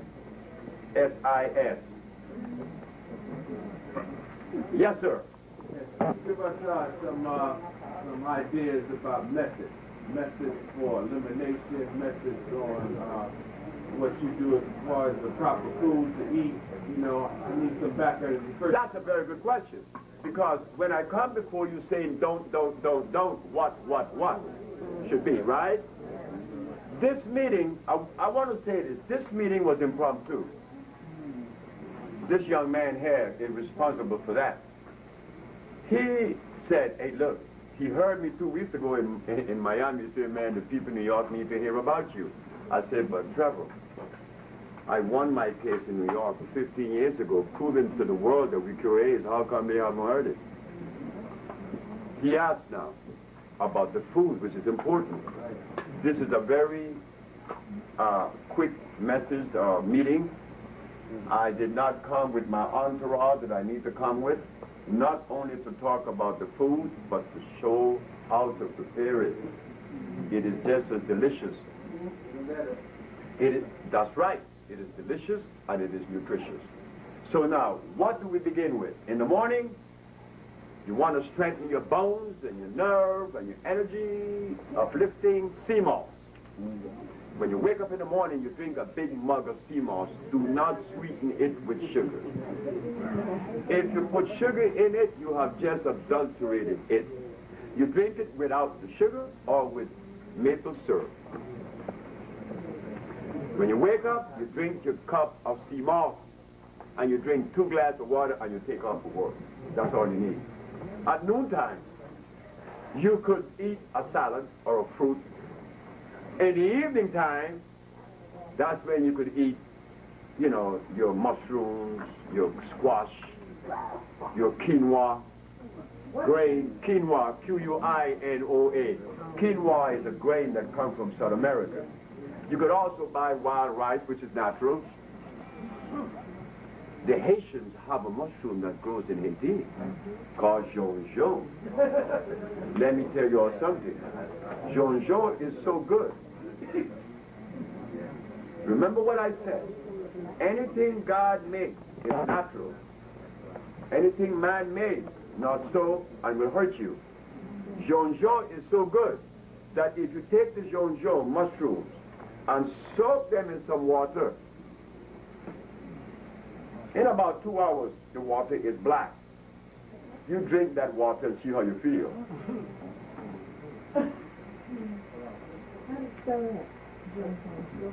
J-U-N-J-U. J-U-N-J-U. He knows. He may be from Quadribuque himself. No, I was in Florida. I was in Florida, so I had it from some chicken friends. Oh, yeah? So, you have mushrooms, you have squash, and you also could buy the bread, the spelt bread. But you see, in saying all this, we could come together and produce our own food. There is an organization by you women in LA, Muzimai Wakanaka. Muzimai Wakanaka translated is the good woman. They have $100 million project in which they are asking each and every one of us for $100 that you will get back in product. But if you give $100 and every one of us give $100, and there are 40 million of us, do you know how many million that is? But they're only asking for 1 million to give $100. That's $100 million. $100 million. We're going to buy farms in South America, and we're going to grow the quinoa. We're going to buy boats. We're going to build our own holistic village, and we're going to provide ourselves for everything that we need. It only costs $100 that you will receive in increments with products. Now that you've given up something for nothing. But if we all give up $100, like we're going to spend that on Christmas, we would have $100 million tomorrow. Remember when Aristide was running for, when he asked the Americans for money and they didn't give it to him? And in one weekend, because I'm also partly Haitian, I gave $500. And in one weekend, how much did we collect for Aristide? $10 million. Black America can't do that. No, they can't. Black America does not have that kind of cohesiveness among themselves. Black America has the entrepreneur and they have the mechanic of life. Yes, they do. All the mechanical thing that came in America is come out of the black brain. But when it comes to this unity stuff, the white man makes sure. When Garvey came here, Garvey showed black America what he could do. As a West Indian, he had ships on the ocean in less than 4 years. Not only that, the white man took an American black man to turn against Garvey. W.E.B. Du Bois. So again and again and again, it is seen something is wrong. What is wrong is that our brothers in America, like us, have been bitten by the same snake. Now we have to stop criticizing each other. We're going to have to find a way to work with each other. And if there's no love, I'm scared because the religion divides us more. You want to hear how divided we are? Just go to Guinea. My wife saw it. She said, wait just a minute. These people speak French. And they wear African clothes. But they worship Arabia. What is wrong? Something is wrong. You see? We wear the African clothes, we speak French, and we worship Arabia. What's left for Africa? Me, I dropped everything. I'm an African 100%. No adulteration. Gorillas doesn't adulterate themselves with the philosophy of another animal. Okay, so why should we? And it is until then that you begin to see how much progress we could make, because when I drop the religions, I'm able to cure AIDS now. But nobody in the religions are curing AIDS or any other thing. They're just talking. They just talk, or they ask you to march. Just march. Next question. You. Yes, I have a multiple questions actually. And some of them, the first one has to do with ulcer. Now, I work in a metal industry where we use a lot of zinc and tin. And Metallurgy. That's correct, thank you. And a lot of us are suffering from ulcer and mucus. The alloy. The alloy will hurt you, I know. Believe it or not, we have a lot of brothers, white, black, Hispanic, are suffering. And I tried to tell them, you know, about our aloe vera. Some are buying it. Aloe vera. Aloe vera is what he talked about. Aloe vera is what we talked Some about. are buying it, but some are not. And now you came with something else. How can you help us? Let me tell you something about that. About alloys. They deliver a great or large amount of sulfite in the body. Sulfide, not sulfite, sulfide. They will hurt you. They are. But do you know that I found that soybean delivers the same amount of sulfide in the body as does alloy? Wow. Anybody eat soybean? That stuff is bad. Whenever you eat soy, your body has problems digesting and assimilating iron. Sulfide loves to eat up your iron, and you will forever become anemic and remain anemic. Oh, don't tell me you eat soy, you are anemic.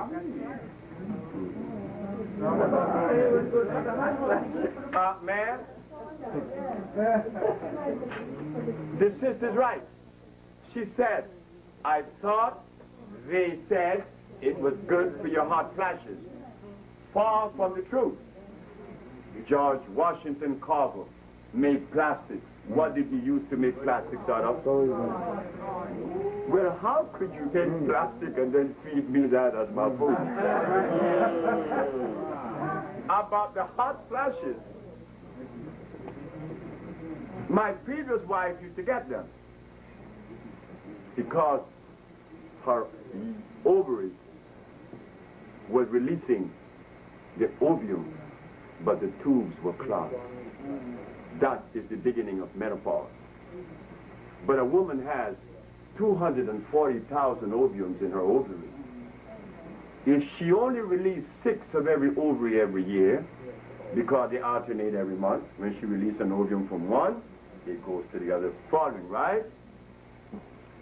Saying that she only has released in 1 year from each ovum 48 ovums. At the ending of 80 years, just 400 and some odd ovums, but she has 40 some odd thousand. But the doctors never tell the sister why she starts releasing ovums. I know a woman right in the city. You know the man just died who was a community activist? What is his name? No. Sonny Carson. Sonny Carson's sister-in-law was suffering with menopause. She was in menopause 9 years. And she had these fibroid tumors. They came out. menopause left, and baby came. And the little girl named Makita. Still seeing her period. And she's already menopause 9 years. We could do wonders. Not Dr. Sebi. Us, we, black folks. Next question. Then you, the lady. Dr. Sebi, I used to have hot flashes. I went to this herbalist in Fort Lauderdale, and she gave me hormone mix and blood purifier. And it stopped for a year, and I started taking living bitters capsule for colon, and my period is on again. No, the bitter was what did it. That was what did that stuff. The bitters. One more question. I am taking sea moss every morning. That's good. With banana, apple. Man. Bananas are acid. Apples are acid. And you take something that's alkali, like sea moss, and you put something acid in it, you have just adulterated it. Eat it by itself. Or sweeten it with some maple syrup. Don't put anything else in it. How about honey? Honey? That stuff is deadly. One of America's greatest musicians by the name of Eric Dolphy, bass clarinet.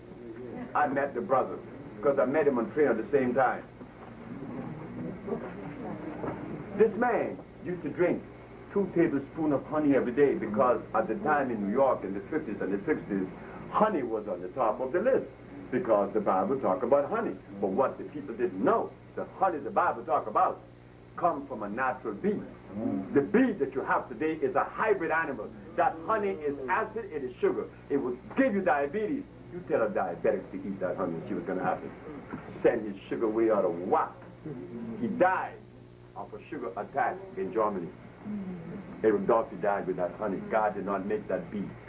The bee that makes the honey that is alkali is a small little fly. You Jamaicans have seen it.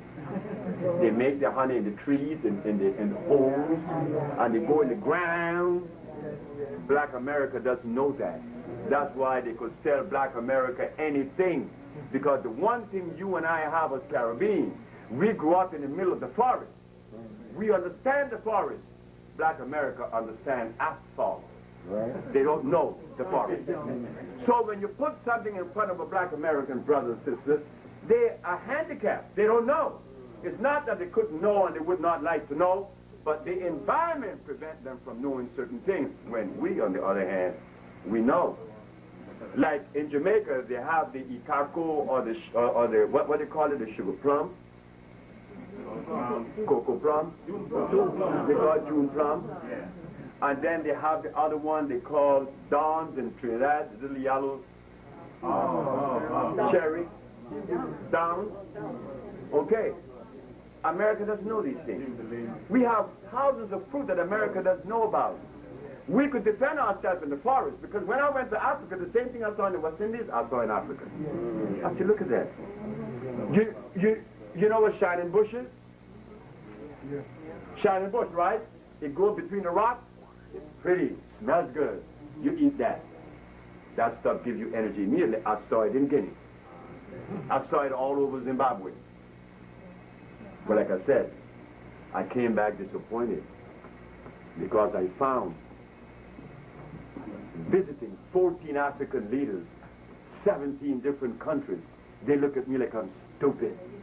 Oh God, this is delicious. I said, look at this. Is this how far glucose has traveled?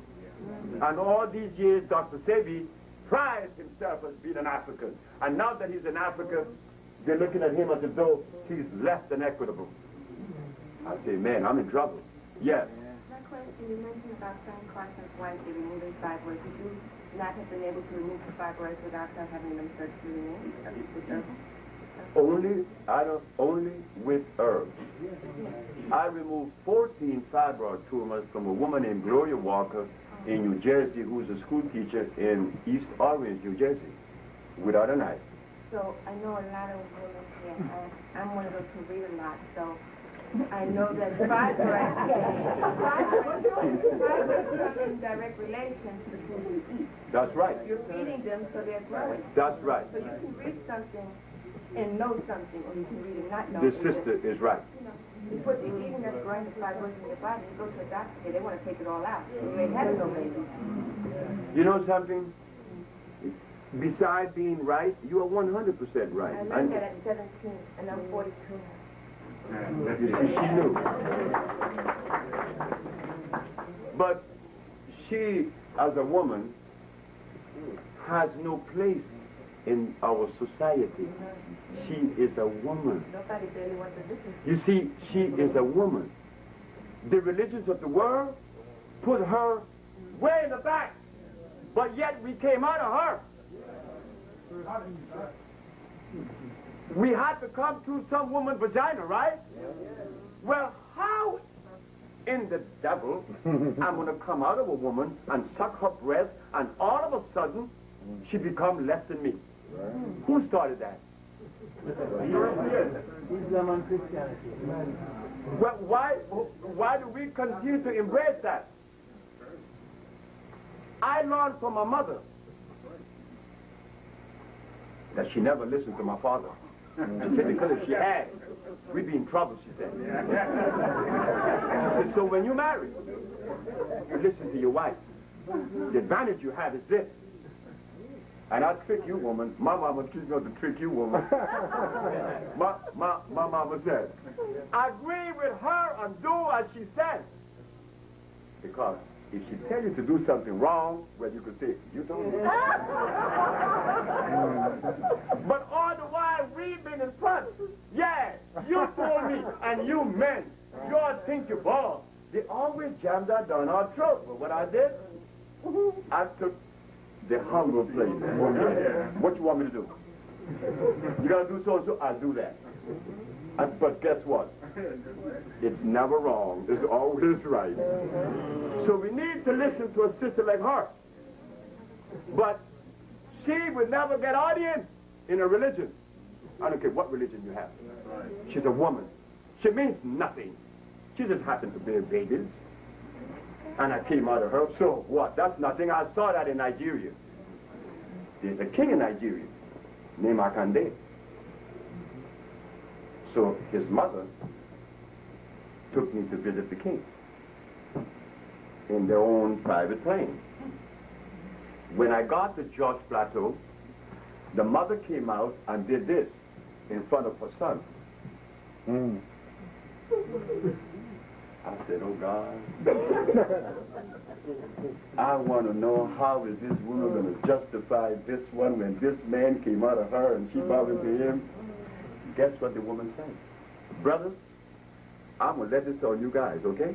Because this is important. These women, they are slick. They know, they are smart. They know the truth. Guess what the woman said? When I asked her, I said, Mother Kande, how could Yeli come out of you and you bow into him? Oh, she said, that's easy. You see, you men, you like for your ego to be inflated.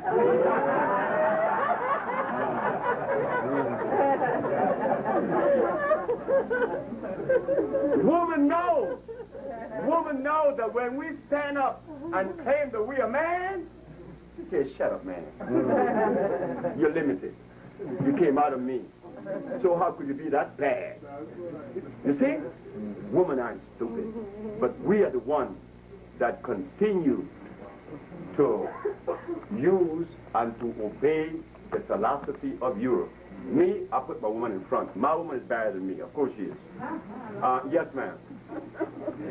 3 years ago, I had a nervous breakdown. I was diagnosed bipolar. And they put me on a lot of medication, and my body had an adverse effect on it, and I gained 60 pounds.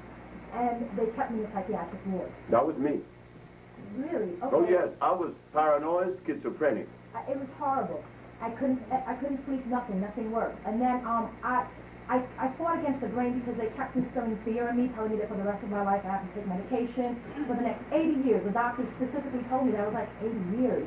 How did you calculate that amount of years? So what I've been doing on my own is weaning myself off the medication gradually, because I've been told that you do it any like fast or anything like that, you can actually get manic again. Yes, true. In increments you do it. Exactly. And I've been looking for a holistic alternative approach, but what I find is that a lot of people claiming to be holistic and having an alternative approach are still very much influenced by the Western philosophy and medicine, that they kind of tend to use some herbs, but they still use chemical bases. So I feel like I am at a war because they're not seeing me. And I'm always being referred to someone that doesn't know my history, that doesn't know me and comprehend what I represent. And I'm having difficulty because I feel like there's a struggle that I constantly go through as a woman of color and as a woman that is being misunderstood on a daily basis. You not only have been misunderstood by the society, by your own brother and your husband and your mate, because we were led to do that. I just woke up about 30 years ago to see the truth. But before that, I was a macho man too. So now, in response to your question, when there is a nervous condition like I had a very bad nerve condition. I was so bad I want to kill my wife. And yet, 27 years later, when I saw the same woman, I was driving on La Brea on Rodeo Road, right on the corner of La Brea and Rodeo Road. I saw her. I said, wow, there's Melba. Let me turn back because she's wearing these thick glasses and she's big. Why didn't I feel to kill her then? Why did I turn the automobile around and park by the McDonald's little establishment and come behind her and said, hi, Melba. She looked around. She said, Fred. I said, yes. She said, I've been hearing about you. How you been? I said, I've been okay. But I came to tell you something. Send our son, because she had 3 babies from me. I said, send Abdul to pick up some medicine for you. Why didn't I feel like killing her then? Can't you see? The food I was eating was undermining my brain, like she was bipolar, I was bipolar, I was schizophrenic and paranoid. Why am I not that now? Why am I healing now? Because I listen. I'm obedient. There's a man live in this city. He died just recently, Mr. Rogers. I went to visit Mr. Rogers when he was 94 years of age. Mr. Rogers said, I've been hearing about you, and I've been using your iron, and I feel good. I want you to talk to me. We spent 4 hours talking with Mr. Rogers. He's from St. Vincent. He died just a few years ago. Mr. Rogers said, when I was going out the door, he said, Dr. Sebi. I turned back. I said, yes, sir. We talked for about 4 hours. But in the 4 hours that we spoke and dialogue, he said, there was something that came from you that I like so very much. And what is that, sir? You are obedient. Do you know that nobody after that point has said that to me but my grandmother? Obedience is the most beautiful thing. To listen. Learn to listen. Then we've been hearing all kinds of stuff, right? And we don't know how to take out of the maze those things that are good because we've been bombarded. But we haven't been bombarded with that which is African, isn't it? Right. Not once since they brought us to America have we been given classes or understanding or structures that are African, because the African themselves doesn't know that either. They're too busy eating cassava. They don't know either. So where do we begin? Well, I began by going back before the white man came. I knew there was no rice and beans and hearts and cows in Africa. And by removing you from that, you come back and tell me, Dr. Sebi, my diabetes gone, my high blood pressure's gone, but did I tell you that I was impotent? No, but guess what? I'm burned again. Now, how do you do all that? It wasn't because I'm a scientist. I just happened to go into history and find out that you and I didn't eat the garbage we're eating now. We have to stop it. We have got to stop. A question, way in the back. I've always tell people not to feed that milk. You want to bring it down for I just like to compound it a little bit. On milk. Well, you see, there again, the society tell us not to drink the milk of our mother. I remember 40 years ago, 1960, 1964, Nestle milk made billions of dollars off of Africa. They send the missionaries, they send the nutritionists and told the African woman, do not feed your child your breast. Feed your child this Nestle milk. So all those African leaders in power now, you know what they were red on and red with? Nestle milk. So I go to Africa looking like a fool, trying to make this man get some sense in his head. When there aren't one African leader that have that. The only man I'm making some kind of reservation for is Mugabe. But then Mugabe, wait. Mugabe is the man, right? But under here, the Minister of Health, Dr. Parinyatwa. I said, Dr. Parinyatwa, I come to help. We have the cure for AIDS. Get out of here. I said, what? You going to tell me that I have no usefulness in the country that I love so very much? Mugabe may be the man, but remember, when you are a leader or a president, you have no control of your senators and your other people. You don't know what they are doing. So Mugabe is all by himself. So right now, the big notice on TV across the screen is that the lost children of Africa is dead. While we were talking and giving praises to Africa, the white man was forever giving us some chemicals, especially the French. The French paralyzed Guinea. 10% of the males in Guinea are paralyzed because of French. Milk of an animal is what they gave us. Animals does not let other animals feed their cubs unless they are from the same gene. But we so-called intelligent people, Homo sapiens, educated professionals, we give our children the milk of a cow.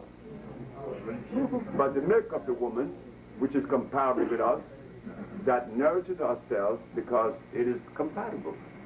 Not an animal. How could I be compatible with an animal? But all the religions give us milk and give us cheese. And then we're blowing our nose. Our vagina is dripping and so our penis. Our ears are clogged. Our eyes are clogged and dripping sometimes because no one came with the message. So the brother asked a question about the milk, which is very important. Because the milk that we get from our mother's breast strengthens our immune system. I was a breastfed child up until what? 4 years of age. But when I came to America, I began to eat this stuff and I went into a state that was uncomfortable. But when I got away, here I am again. Never to go back on the garbage. Oh, do I love it? The rice and the beans. And the pork chop. And the wieners. And the cheese. And I used to like this lamb. You know lamb? When you fry lamb and you put it down for about an hour, it gets white on top. Lanolin is on top of it. Yet the religions ask us to eat it because it's good. Brothers, we need help. We need each other's help now. And I hope that tonight, this group, that we are here, we would form a family through this man. We could join up as a family. And I would be forced to give you information because you come to me for it. And that's what you should receive from me. Tonight, I said it was impromptu. It's only 2 hours. When I come back the next time, as he promised, and we'll be back in the spring, I will bring my entourage, and we will go into the list of foods and show how to prepare it. Because in reality, I don't even eat. And I eat today, I don't eat tomorrow, and when I eat, you know, I know I'm eating something bad. So why eat it? You take this. The woman asked again, what is in it? You know, when you see a bullfighter fighting in the ring, have you ever seen a bullfighter fighting a cow? No. They would never put a cow in the ring with a bullfighter because you'd kill it. Because the bull closes his eyes before he gets to the toreador. So he got a chance to step out of the way. But you put a cow in there with it. And her eyes are wide open. Anyway he turns, she asked, what's in it? This package is a compound of two substances. Only two. And how I thought about this was with the aid of my wife. She said, you always say that oxygen is a cell proliferant. I said, yes. Oxygen is the real food. You could eat the best food in the world and hold your nose in your mouth for 2 minutes, what happens? You're dead. Telling us that the cells need what? Oxygen. The more of it you get, the more alive you are. She said, okay. And the next one, which is the substance that electrifies the system and removes inflammation? Iron fluorine. So I went to Africa. I got the Cancansa. I went to Honduras. I got the guaco. I went to Mexico. I got the lily of the valley, which is nothing but iron. And I got all these iron herbs, and I put them together along with the herb that has what? Oxygen. And if you believe that herb does not trap oxygen, well, you got another guest coming. When I come back to New York, I'm going to bring the herb, and I'll put it in a glass of water. And as the herb goes down, you will see blub, blub, blub, blub, blub, blub, blub, blub, blub, blub, blub, blub, blub, blub, blub, blub, oxygen coming from the herb. There is another herb that has oxygen. It's the marula. It has so much oxygen that it foams the water. So when you combine these herbs, oxygen and iron, you come up with the viento. And when you take it, the first thing you're going to feel is that you're going to sleep like a baby. You're going to have energy. This Venezuelan man came to throw away the trash from the house about 2 months ago, and I gave him some. I said, take this with you, young man. He came back next and said, my wife loves you.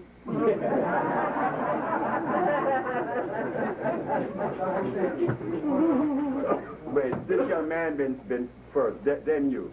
Oh, you first, then the young man, yes.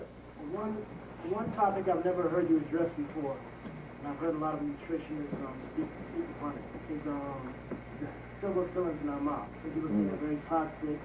The what? Silver fillings. Well, I didn't talk about that. Sure, you're right. But any kind of filling, any kind of alloy, he could tell you, any kind of alloy in your mouth creates static electricity, and it's also deadly because it has what? Come on. The byproduct of the stuff is what? Mercury, lead? No. No, not mercury. Lead. Lead, zinc, Tartaric acid.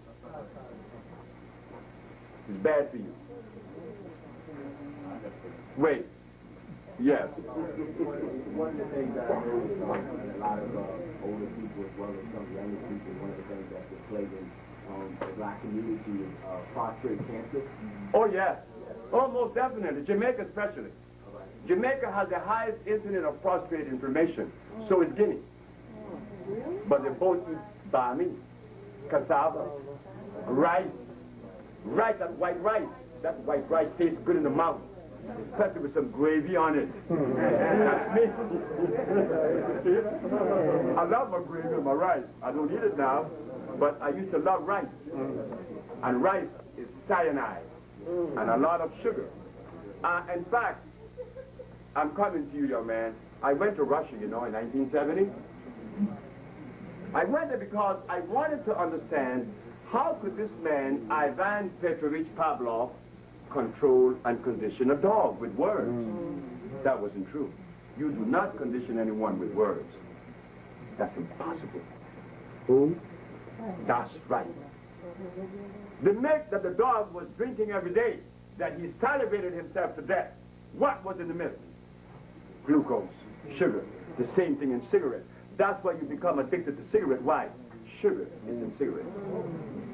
And when you eat sugar, it's worse than cocaine. You can't leave it. Well, I gotta have my little piece of cake. Just a little piece. Dr. Sebi said I'm not supposed to have much to a little piece. Why the little piece? Because the condition. We all are addicts, including me. You understand? I fight to stay away, and I'm doing a fairly little good job now, I hope, because I'm 70, and I don't have to wear glasses. I'm not weak. So, something must have been happening with the food that I've been eating and entertaining. It has helped a little. The brother over there.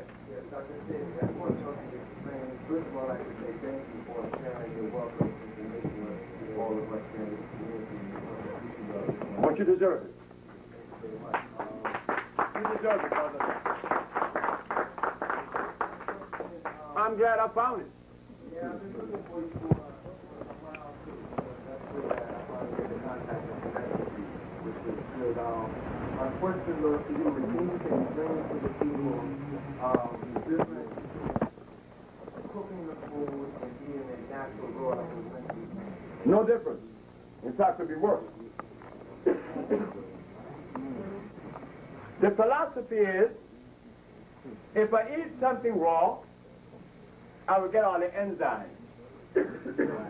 Right? What are enzymes?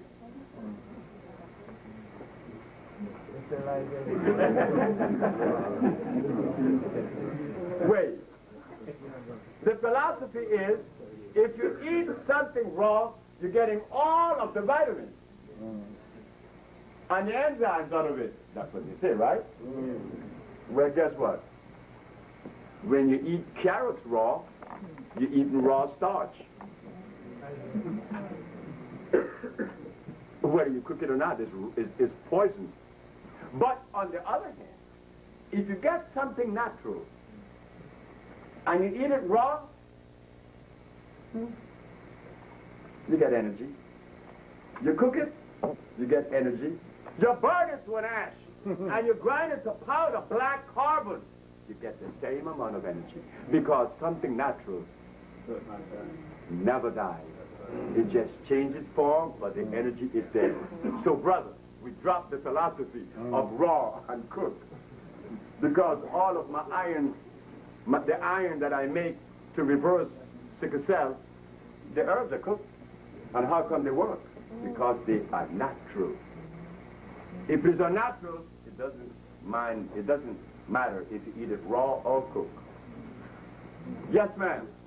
And then, yes, this young lady. I used to go to the Usher Herbal Institute when we were in Brooklyn on Fulton. Yes.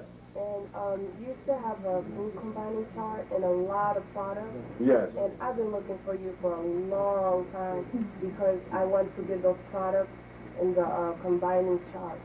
Now that you're in, Honduras, how would I go about doing it? No, I'm not in Honduras. Oh. I'm back in the United States. Oh, I never was in Honduras. I only went to Honduras to build a village. okay. Because my wife and I want to build a village where black people could go and heal, because there are thermal waters there. But the government of Honduras is showing me a little bit of attitude, because I made a mistake. I didn't realize how much I was offending the government of Honduras, because Honduras is a Spanish country. It isn't like Trinidad or Jamaica. I wish I was living or came or was born in a black country. I was born in a Spanish country. And I don't think that black people are loved that much in a black country. And I bought a brand new car, and they put a gun to my head. I bought another car, they put another gun to my head, and they stole both brand new cars. When I come to find out, it was the government that was doing it.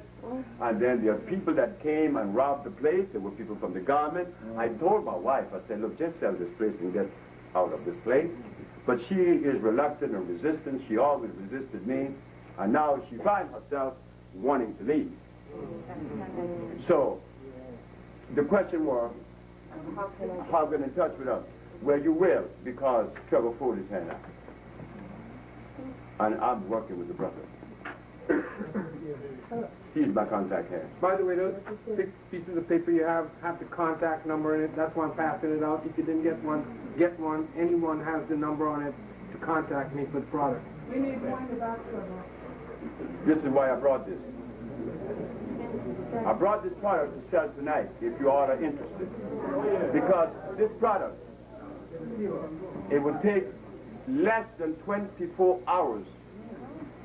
In fact, after you take this thing, I give you 1.5 hours. And you're going to be different. You're going to feel the energy. Because it is oxygen and iron, and they assimilate fast. This thing works immediately. When people come to our center in Los Angeles, Satanisha played tricks on folks.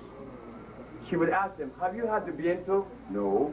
She would give them 3 with a glass of water. In an hour, they run back. You see, what was that you gave me? I want some. I put my life on this. Yes, sir. The cause of AIDS? Not of my opinion. I do not oppose anyone my opinion. Because my opinion may be off base. And I don't want you to be off base. I want to come with the truth. The cause of AIDS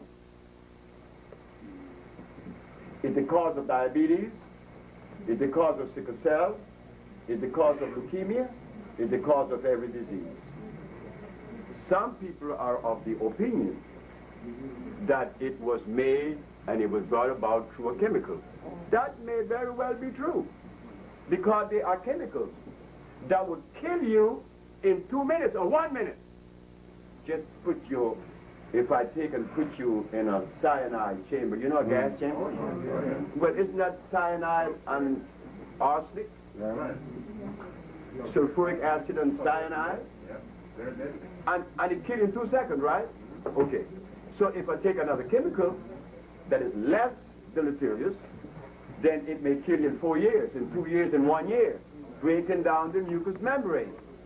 But to break down the mucous membrane in the skin, the blood, and the lymphatic system, which makes up the immunological system, it could be food or a chemical.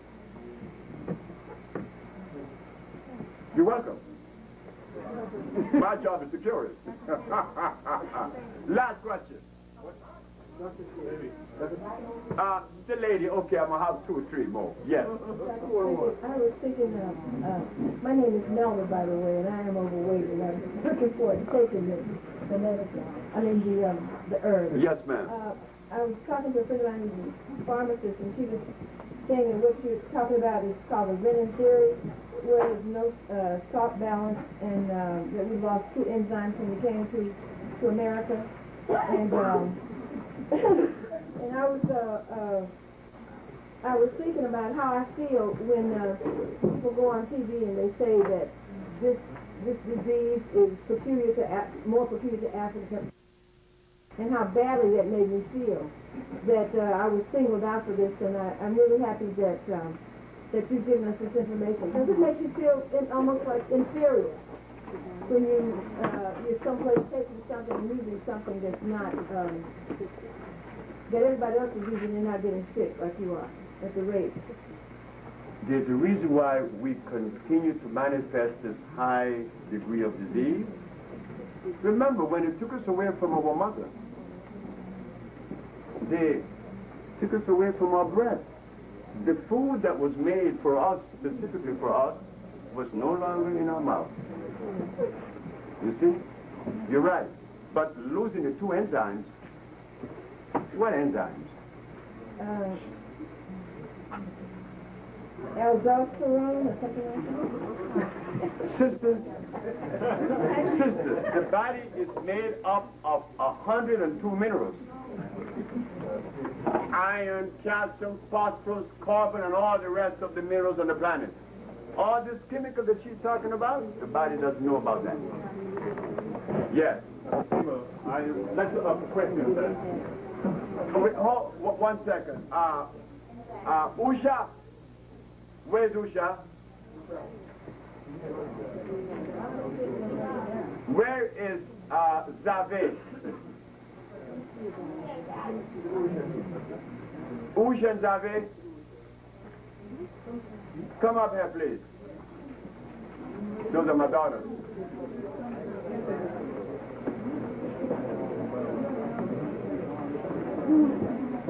Where's Ave?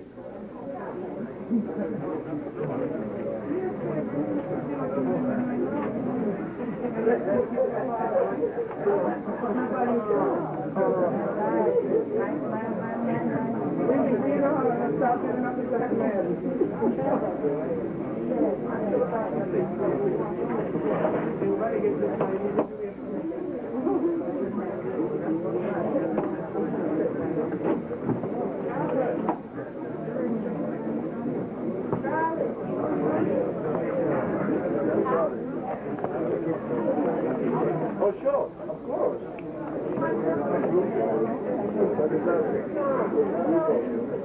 That's a whole lot of stuff.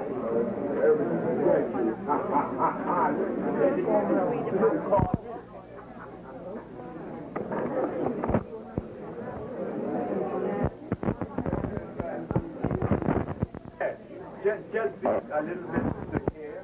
Cool down a little.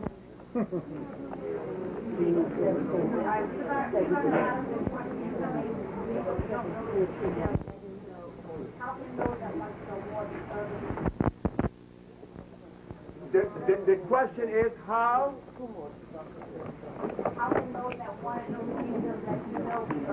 Oh, that's good, because we are looking to train.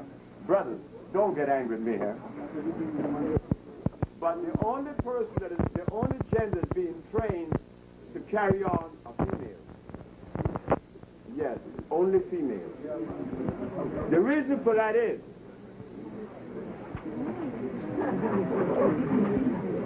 a male doesn't know anything about nurturing. And that is the primary giving in healing, to nurture someone back to health.